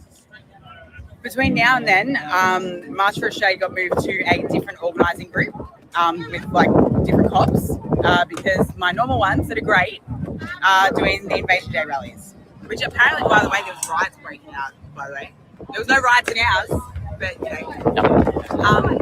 It's okay. I got to keep it close. Look, with it. So you had a grand. When did they change the leadership team that engaged with you? About 2.5 weeks ago. Now, also, the number that I was given for Mitch Owen, it was never answered. So Mitch Owen was the person that I was told to speak with. Your liaison, he was meant to call me, and he didn't. So I called my old guys and I said, "What's going on, mate? Like, who am I speaking to? I've got stuff I need to talk about." So they had to email him and say, "You still haven't called Beck Freedom. You need to call her." Then I spoke to him very briefly and I said, "Okay, well, what's going on with the new laws coming in?" All that crap. So it was around that time. What these guys are making me nervous. What's going on? More Riot Squad keep coming up. Like, I don't know what's going on. Yeah, what happened with you said the Riot Squad did. Sorry, I'm just keeping an eye on. You never got an eye, but. No, it's all right. Oh, no, Strawbridge is okay. He's all right. I need to talk. I think. Yep, just give me a minute. I'm just doing something. at the moment. But so you had a different group. Let me come away from the sound so I can hear you a bit better. As lovely as he is. It's great. He is great. So you got a different leadership team. Mitch Owen, handed over to Mitch Owens, who doesn't engage with you. Emails have to be sent. Yep. So during I probably made in excess of 50 calls. So I mean, if they looked it up, they could claim that I was stalking almost. That's how often I was calling them. I would never get a call back. I got a call when our thing had been authorised and the laws were like, "Okay, it's out of your area." And I was like, "Okay, cool." What happened today that you said some of the attendees or your marshals were being rounded up? Yes. So we did have recently disbanded members of NSN as marshals today. Now, they are not NSN. NSN does not exist anymore. Okay? They were here as everyday patriots. I'll come back to this. But yeah, what happened today? They were removed. They were not served PSO orders or anything Was like it that. leadership? Was it Jack Altus and other? Nope. But you knew ones that. that weren't even known. So they got removed. They got plucked out of the crowd and walked directly to the train station and told that they had to leave. Even though Had they previously received an order and disobeyed that? all the ones that received orders stayed away. These ones were not told. Well, did the guys comply? Yeah, 100%. They left. They're now, like, they left because they didn't want to cause trouble. But they did say, look, we are concerned about Antifa that we have seen in the crowd. We are here to Melbourne keep them I safe. will agree. Melbourne, August last year, Antifa was a real attacker and police did abandon it. I will agree with that. And police said to the guys that they removed today, we don't care. They said we're here as marshals, as everyday patriots, to help keep everyone safe. And Sure, they are told no to longer leave. members. Well, the But they unison doesn't complied. exist. They complied. They complied. They did the right thing. They did what the cops said. They left fine, and yeah, it is what it is. But I mean, what was then to happen if something happened? My marshals then being ripped away from me, who were within their legal rights to be here. Can I say, going through the Surrey Hills streets, I was just waiting for an incident to occur. And I don't mean a light up, pushy, shovey. The past week of your Gold Coast organiser, of the arrest, which congratulations to the police and thank you to the police to stopping that Molotov cocktail planner. I had my eyes on the balconies waiting to see someone who was not going to be throwing tomatoes, shall I put it that way. I'd actually be happy. I'd be like, yeah, throw the tomatoes, veggies, whatever, that's fine. Yeah, it's all good. Good fun, right? And not even rocks either. I try not to be one for hyperbole, but I've been doing this for a bit. And in case you remember the Opera House riot it turned into, I didn't go to that. You know where after October 7, October 9, I didn't go to that because I told everyone this is going to be out of control. I just generally have a finger on or try to. So I do. You gotta go. I'll let you go. Okay. Well, can I keep you? Yeah, I'll be packing up. Can I keep you? Or do you... Go. I know what that woman's going to complain about. I'm not interested in hearing it. So Beck's going to get a woe is me story from that Jewish lady. She's the same one that happened to be involved in the arrest that we put forward earlier. You might have seen her get recognised then. So very disappointing that the police did what they did. They clearly made it much more difficult for the March for Australia in Sydney to take place, removing the usual liaison officers and putting them in charge of a different set of rallies, the Invasion Day ones, which interestingly got no coverage as far as I could tell, although I haven't been searching for Invasion Day rallies. Not at all surprised to find that there's riots broken out. I did see some pictures earlier on another channel. They were just stills. I believe they were, might have been news.com.au. Let me go and bring that up again. Because, of course, there will always be a media cameraman there, mainstream media cameraman, to take those sorts of photos and then attribute the entire group doing that, which isn't the case at all. I don't think it was news. Abolish flags burned in Invasion Day rallies. Here we go. It's the second lead story on news.com.au.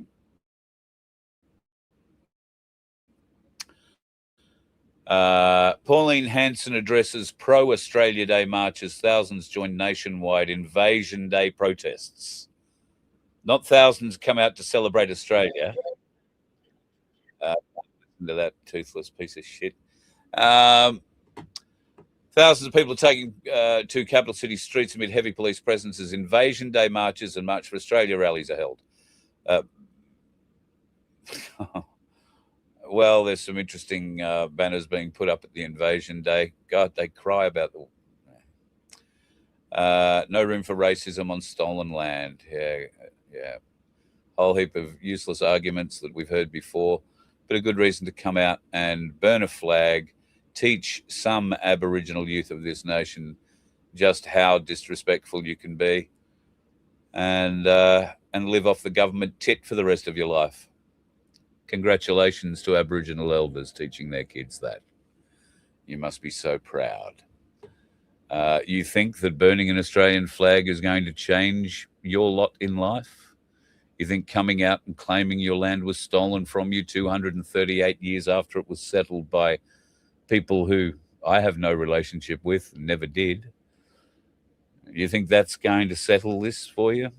What would make you happy? For us to tear up all the roads, all the infrastructure, take away all the tax money and the money that you get so that you could have this land back to whatever the bloody hell you think it should be, but certainly not with any of the infrastructure and certainly not with any of the money that funds you these days. What would you actually do? It's not a day to go and get angry at Aboriginal peoples because, as I said earlier in the broadcast, I think the idea of sharing the morning with a view to acknowledging what happened 238 years ago when the Europeans came to Australia, then I think that's quite reasonable. And in the afternoon, we celebrate being Aussies together. Together. But what are you going to do with the little boy? And in this post on news.com.au, there is a picture of an Aboriginal man beside a young Aboriginal boy who might be 12, 13 years old if he's lucky. And he's showing him how to burn the Australian flag. Do you think those kind of people, that adult in particular, is the kind of bloke who's going to acknowledge that, oh, well, you know, we're not going to revert back to anything. You don't offer an alternative. So the best we can do is say, okay, we get an acknowledgement every Australia Day that it began with the invasion, if you like, of the Europeans into Australia or into this country. But then from midday, we should also be able to acknowledge the benefits that have been reaped by all Australians since that time. And yes, there have been mistakes. We acknowledge that in the morning. In the afternoon, we go and play a game of cricket against each other or for each other, with each other. But I can't see that these militant bastards that go off on Invasion Day protests are going to be happy with that. And these people remind me of the trolls, you know, barking at cars. They just bark until one day they catch the car. And then they think, shit, what am I going to do with it? What would these foolish people do if they actually got what they asked for? They'd be left off the public tit, nobody supporting them. They'd have to get off their ass and find something to do. And of course, given the current Australian government, there aren't enough jobs out there for the Indigenous Australians, and I mean all of us, white, black, brindle, blue, pink, yellow, green, because a lot of those jobs are being taken by imports, being brought in on visas, work visas, school visas, study visas, all sorts of different things. And what is the Aboriginal nation of this nation doing to fix that? What are these people who are complaining about Invasion Day while, you know, using their publicly funded go card to get to the event or get home again, or using their publicly funded, do they still give them, I wonder, taxi chits? You know, so you don't have to pay for it. You just hand the taxi cab a piece of paper and the government pays for it. They probably do it via Uber these days. Will they be going off to the pub to celebrate after this, or will they be going off to try and feed the hungry and the homeless from their own ranks? They won't be doing anything like that. They'll be going home to watch themselves on YouTube burn an Australian flag and teach a 13-year-old how to do it. You must be so proud of yourselves. You make no impact at all on Australians like me other than disgust. Because if that's the best you can come up with, you're of no use to the general population of this nation. You've got nothing to add to it. All you want to do is stir up the public tit you've been sucking on for most of your life, I suspect. And what are you going to do if it gets turned off? You're just going to squeal louder. You're looking at one Aussie that doesn't give a shit. I do hope you have a wonderful Australia Day, folks. Get out, do something with your friends, do something with your family, wave a flag, have a meal. And tonight, if you happen to be in Brisbane and lucky enough to have tickets, go along and check out the new One Nation movie, which has its Australian premiere this evening in Southbank. The movie is called A Super Oh, God, isn't that? I've forgotten. Let me just type in, because I'm sure I put it in here earlier. A super progressive movie. There you go. Shouldn't be that hard to think of, but it's just a really weird title. A super progressive movie gets its Australian launch nationally tonight in Brisbane. There are 2 screenings of it, I believe. Then it's going off around the nation to capital cities, Canberra, Sydney. It was going to be held in Parliament House. I don't think it is anymore. It might not be going to Canberra. But Sydney, Melbourne, Adelaide, and I'm pretty sure it's going to have an airing in Perth at some stage as well this week. You can pay, I think it's either $12.99 or $14.99 to order or pre-order the live or the stream of the movie. It will not be going into cinemas. You won't get it on YouTube or anywhere like that. It is a stream that you pay to access, and once you've got it, I don't know what you're going to do with it. I'm sure they'd prefer you didn't share it around without it being paid for, but I get a feeling their server is going to be overwhelmed on the day of release. I'm not sure that the day of release will be, well, I'm sure it won't be today or tomorrow or any day until the major capital city releases are done in the cinemas. There wouldn't be any point. So I've heard that it'll be the 30th, I think, that it's going to be released and available for you to watch in the comfort of your own lounge room for, I think it's $14.99. So keep an eye out for that as it comes close to you. We are going to love you and leave you there, folks. Vincenzo, thank you for your efforts. You've done magnificently well. Unfortunately, everything has gone dead out of Brisbane at the moment. And that is the problem with live feeds when you do things like marches, and the march goes for what must have been close to an hour and a half in Brisbane, judging by the video that or the live that we joined.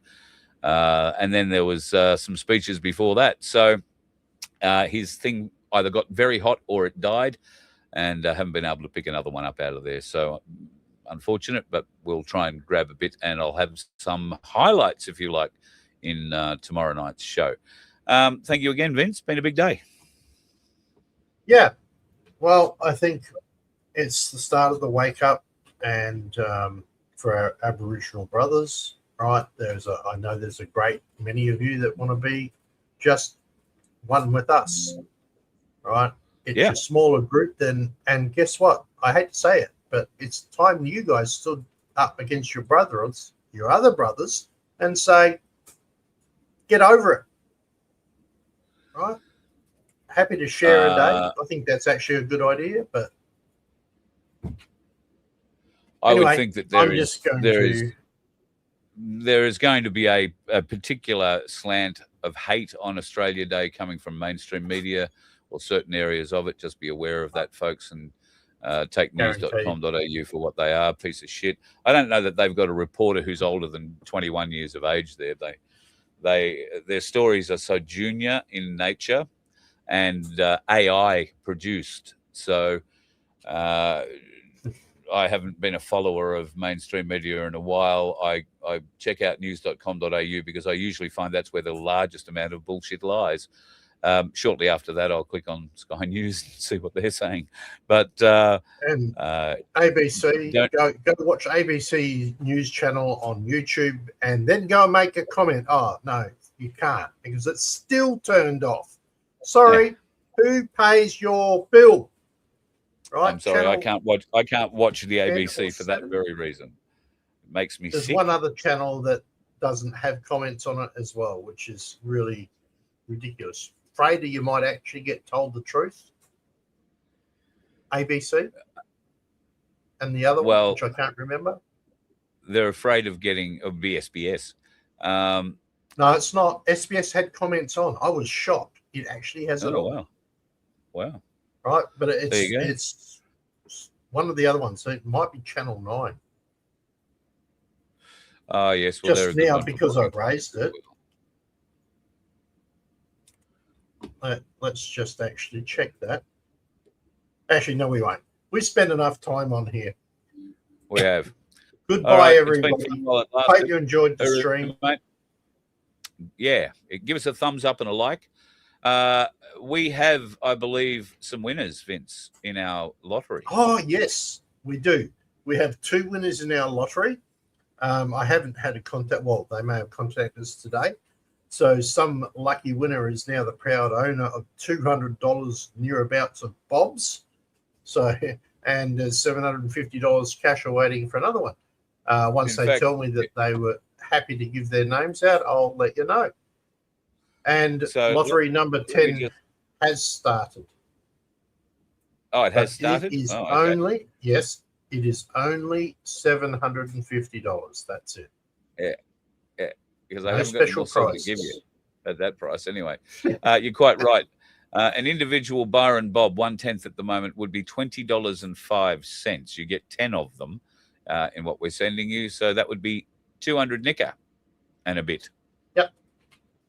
Yep. So congratulations to the winner of the Byron Bobs and to the winner of the $750, which is quite spectacular. If you are interested, price of silver right now, $107.78 US. And that's dropped down from 108 as it was earlier. The silver spot price at Ainsley Bullion at the moment is $155.86. Gold has gone up $7,327.39. Whoa, back. It's a public holiday today. So that's gone up today. So you were like a thing out of getting $150. And you well, did as this it turned big out, apology. I was sort of a 15th out and sort of not. The price went over $150. It went to $150.30 for about 30 seconds, and then dropped back to $149.79 or whatever it was, and that's where it stopped. Where trading stopped. So it did break 150, but it didn't stay there. And so yes, I said based on the Ainsley spot price, I was 21 cents short. But if you went to one of the other bullion sellers in the country, for instance, who also have a ticker running, their ticker is consistently $3 to $4 more on the spot price than Ainsley Bullion's. I'll let you figure out what that means. But their price was 153 something or other. And if I had have been judging how close I was off their ticker, I would have made 150 by the end of the week. So, well, mate, that's how that played out. We're going to have to give you a new nickname. Instead of calling you Carl, the voice of freedom, we're going to have to sit there and say the Silver Oracle. Oh no, we don't give advice. There's no advice. I'm just saying buy silver because I like shiny things, and you might too. And shiny things pay off. If you throw a shiny thing in the ocean, a fish generally bites it, and you can eat that night. And if you get a lot of these shiny things, for God's sake, don't throw them in the ocean. But there might be a lot of fish that come biting on them.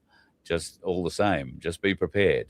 So advice is go out and get an ounce, go out and get a tenth, go out and get half an ounce, go out and get half a kilo, whatever it is you can afford to buy, get into the market.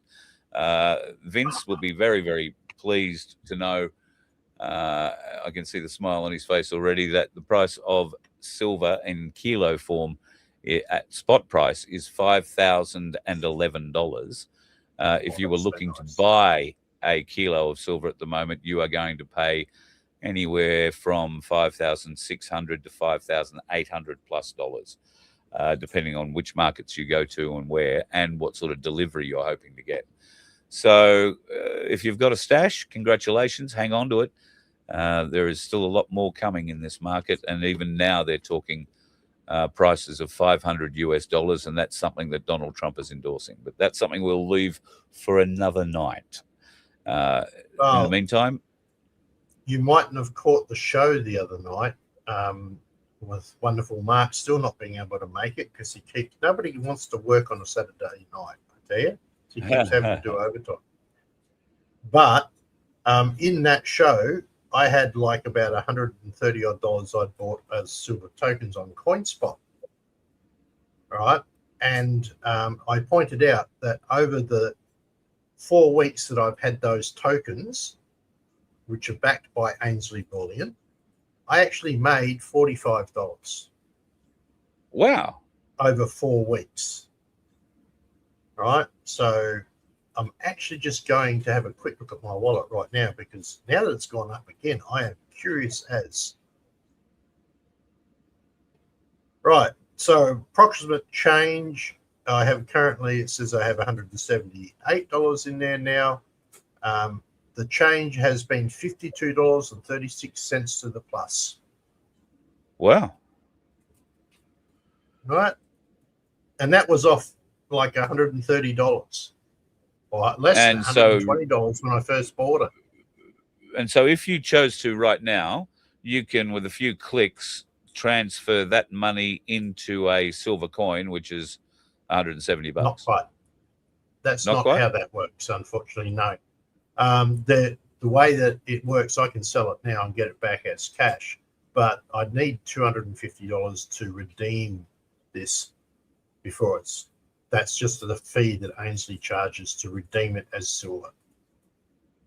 But the beauty is that it is backed by them. It's off. The silver is tokenized, but it's in their safe. Yeah. It's accounted for. But I don't care. Real tangible asset. Yeah. And well, that's very exciting. Now, $52 richer today. Thank you, Carl. And yet again. And the Ainsley Saver account for folks who thinking about, well, I've missed the bus now, Carl. You know, it's $175, $180 to buy a coin. It's too much. Well, through the Ainsley Saver account, you can buy fractionally. So that means if you've got $10 a week you can put into it, then you can start buying $10 of silver every time you put $10 in. Now, you don't get to hold $10 worth of silver because it'd be a speck and you wouldn't find it. But you get to keep it through their Ainsley Saver account, which is also backed by real silver. And once you've accumulated enough, so let's say, for instance, you want to take $50 a week out of your paycheck, let's say, and just put it into the Ainsley Saver. And at some point at the middle of the year, I don't know how many, 26 times 50, Vince, how much is that? So you might have a bit over $1,000 or $1,500 in the account, let's say. That gives you enough to go and buy a few coins, quite a few coins, or 5 ounces or whatever you can afford at the time, whatever the price of silver says. So you can just send emails to Ainsley and say, swap this out of my Ainsley Saver into real silver, thanks very much, and I'll be in to collect it. And they say, yep, no problems. That's how easy it is. So you can buy it at $5, $10 a week, whatever you can afford, weekly, fortnightly, monthly. The Ainsley Saver is very definitely worth looking into for people who can't amass, enough money to go and buy an ounce of silver or an ounce of gold in one hit. And that's really beneficial. I think it's one of the best things ever. So think of it as putting your change in it from shopping, go to the end of your accounts every day and round out to the nearest dollar, round down to the nearest dollar, throw the cents in that Ainsley Saver account every day, and you'll be amazed at the way that will add up, particularly with the way the silver price is going. So, okay. So just to add to that, and the advantage of using the Ainsley Saver account is that, unlike what I've got happening on the tokens on the crypto exchange, which I'll just show you, unlike those tokens here that I have to pay $250 to redeem, you do not have to do that in the Ainsley Saver account. It's already pre-managed. It's already there. So, and look, I did this on the 5th of January. I put in $127.16. Right now, if you were putting away 20 or 30 or 50 or $40 a week or whatever, how quickly do you think that this would start to build like this? So from there, now we're up to $174 over from the 5th of January to now. And if you had that in an Ainsley Savers account, you understand what I'm saying? So it's a brilliant, brilliant option. And I really must do that too. But this was because of the crypto show, so I was showing it. So $120 worth of silver. How many days are we in now? 26, 15 days to make $54 or $52.36. It's right there. 41.6% increase. Bet you don't get that out of your bank. No. Anyway, look, let me remove my bank. We have to point out for those playing along, this isn't the norm for silver. No, true. We are experiencing something very unique, very special, and quite literally, I believe, once in a lifetime. It is, I think, what we've been hearing about for, in some cases, tens of years, in some cases, just a few years. But this is the currency reset, the beginning of the currency reset, I believe, that we've all been hearing. And you can be on one side or the other. There is no middle ground with this. You either have something of value that you can store your wealth in, or you do not. You either have precious metals or you have paper. It is up to you to make that choice, because when the crunch comes, as the old movie says, there can be only one. Which is what's being said there by Do you remember the name of the movie though, Vince? It's one of the Star Wars movies. No. Can't think which one. No. What? It's not. There can be only one. No. Highlander. Sorry, mate. Oh, good grief. That's going back years. There you go. All right. Goes to show that I used to be think- involved in video movie businesses at the very beginning of when video movies were available on VHS cassette to hire. I worked at Civic Centre Television in Hamilton, where we sold the first VCRs in the country and opened one of the first rental libraries. And Highlander was something I watched a lot. Yeah. People, I think that we should give Carl the night off, and I think everybody else should go and enjoy some time with their family. So I'm making the executive decision. There is no show tonight unless Beck gets back. That's about the only reason that we would come on. Yeah. How's Yeah. that? And Executive and as- decision on the guy who owns. Yeah, but anyway. Thank you, brother. You've done well. And I think as we heard in the chat with Beck there before, I think they're heading off to the Irish bar. So good luck to them. They'll be able to have a drink or 4 or 5 and enjoy the afternoon. And I don't really want to interrupt them. I think it's been a pretty great success from the March for Australia perspective, from the whatever they called it in Brisbane March to the March for Australia March on the Gold Coast. I will say one thing about the Gold Coast speeches. I was very impressed to see so many young people stand up and speak on behalf of Australia and Australian values. It wasn't a bunch of decrepit old antiques like myself standing up and railing against the bloody system. It was young people showing they are awake, they are very aware, and they are not going to stand for what's being done to us. So I was really encouraged by a lot of what I heard there. Yep. There also, just as a reminder, we've got the new shop coming into play shortly. And That's right. with that, we will be able to do T-shirts with all bits and pieces. And I'm hoping, let me just do this. Windows show. No, it's not. It's a pain. All right, we'll do it this way. So, what do you think, people? Pretty What do you flash. think? The new FBN logo. I like that, mate. Okay. Yep, I think that'll look really good on a T-shirt, and then we can have the crew member on the back and whatever. So Yeah. for those who wish to go out and become crew members for Voice of Freedom and the FBN network, you may end up getting a shirt that has this on it. Very Along flash with the Voice of indeed. Freedom, along with the Of Voice which of there is Freedom a Carl head. of which there is a new version too. Yeah. So we'll have a look at that. Maybe in a Voice of Freedom show one night this week, when the site is up and running properly. But there'll be all sorts of things you'll be able to practically get the logos printed on anything you want. It's just a matter of selecting it and putting in your details, and it'll turn up on your doorstep. So, looking forward to seeing whether or not we can develop a line of useful tools for people, not just a bit of shit.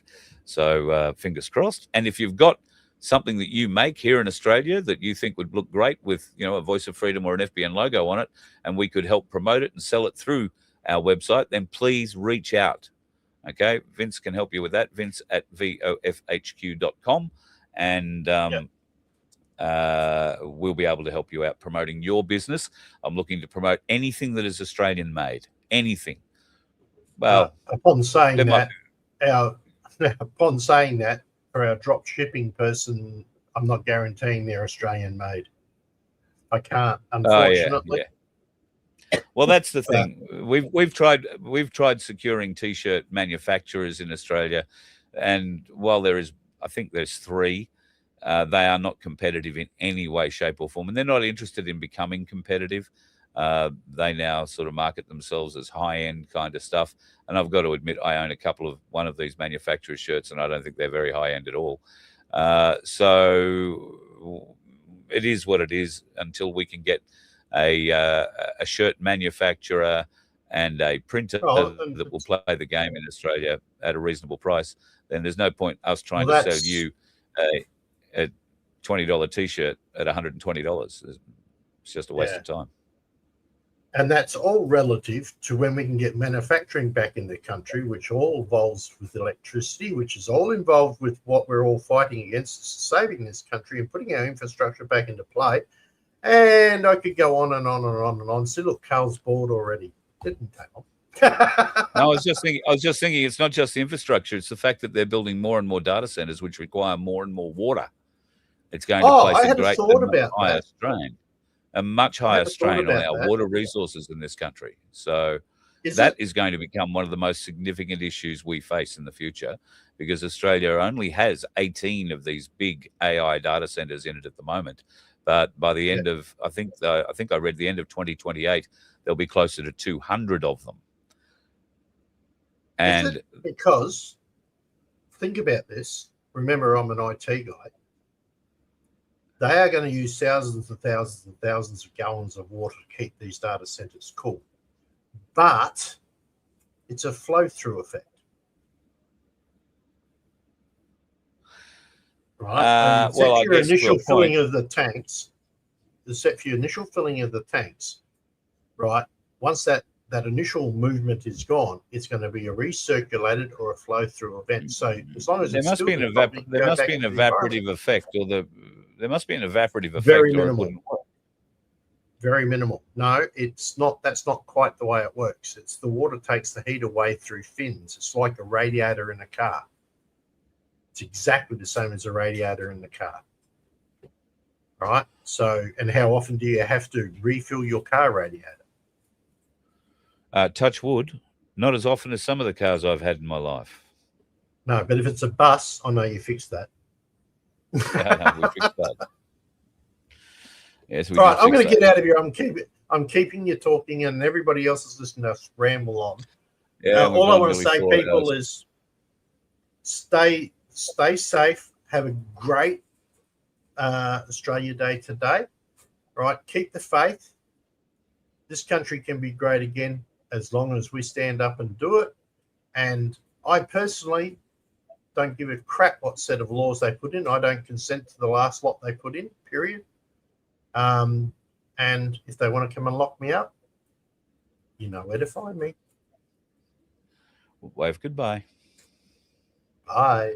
Oh, hang on. Try that. Bye. There you go. Vincenzo on his way. Thank you for joining us, folks. If you've been able to stick it out from go to woe, you've done bloody well. And we look forward to joining you again tomorrow night, because the boss has given me the night off tonight. A very, I think, fortuitous day for many people in Australia. Great result, I think, for the Sydney and Melbourne marches, even though there was opposition marches. Just goes to show where the trouble lies in this country. It wasn't with anybody who came out to wave the flag for Australia today. It came from the dickheads that would fight against it. Be safe, folks. If you're coming home from a rally that you've been to today, an Australia Day march, or just a day with friends and family, the dickheads will be on the roads coming home too. Some of them will be making it their last opportunity to get home before the kids go back to school tomorrow. God help us. So be safe on the roads. Avoid the dickheads. We'll talk to you tomorrow night. You let one ant stand up to us, then they all might stand up. Those puny little ants outnumber us 100 to 1. And if they ever figure that out, there goes our way of life. It's not about food. It's about keeping those ants in line. That's why we're going back. Does anybody else want to stay? Let's rock!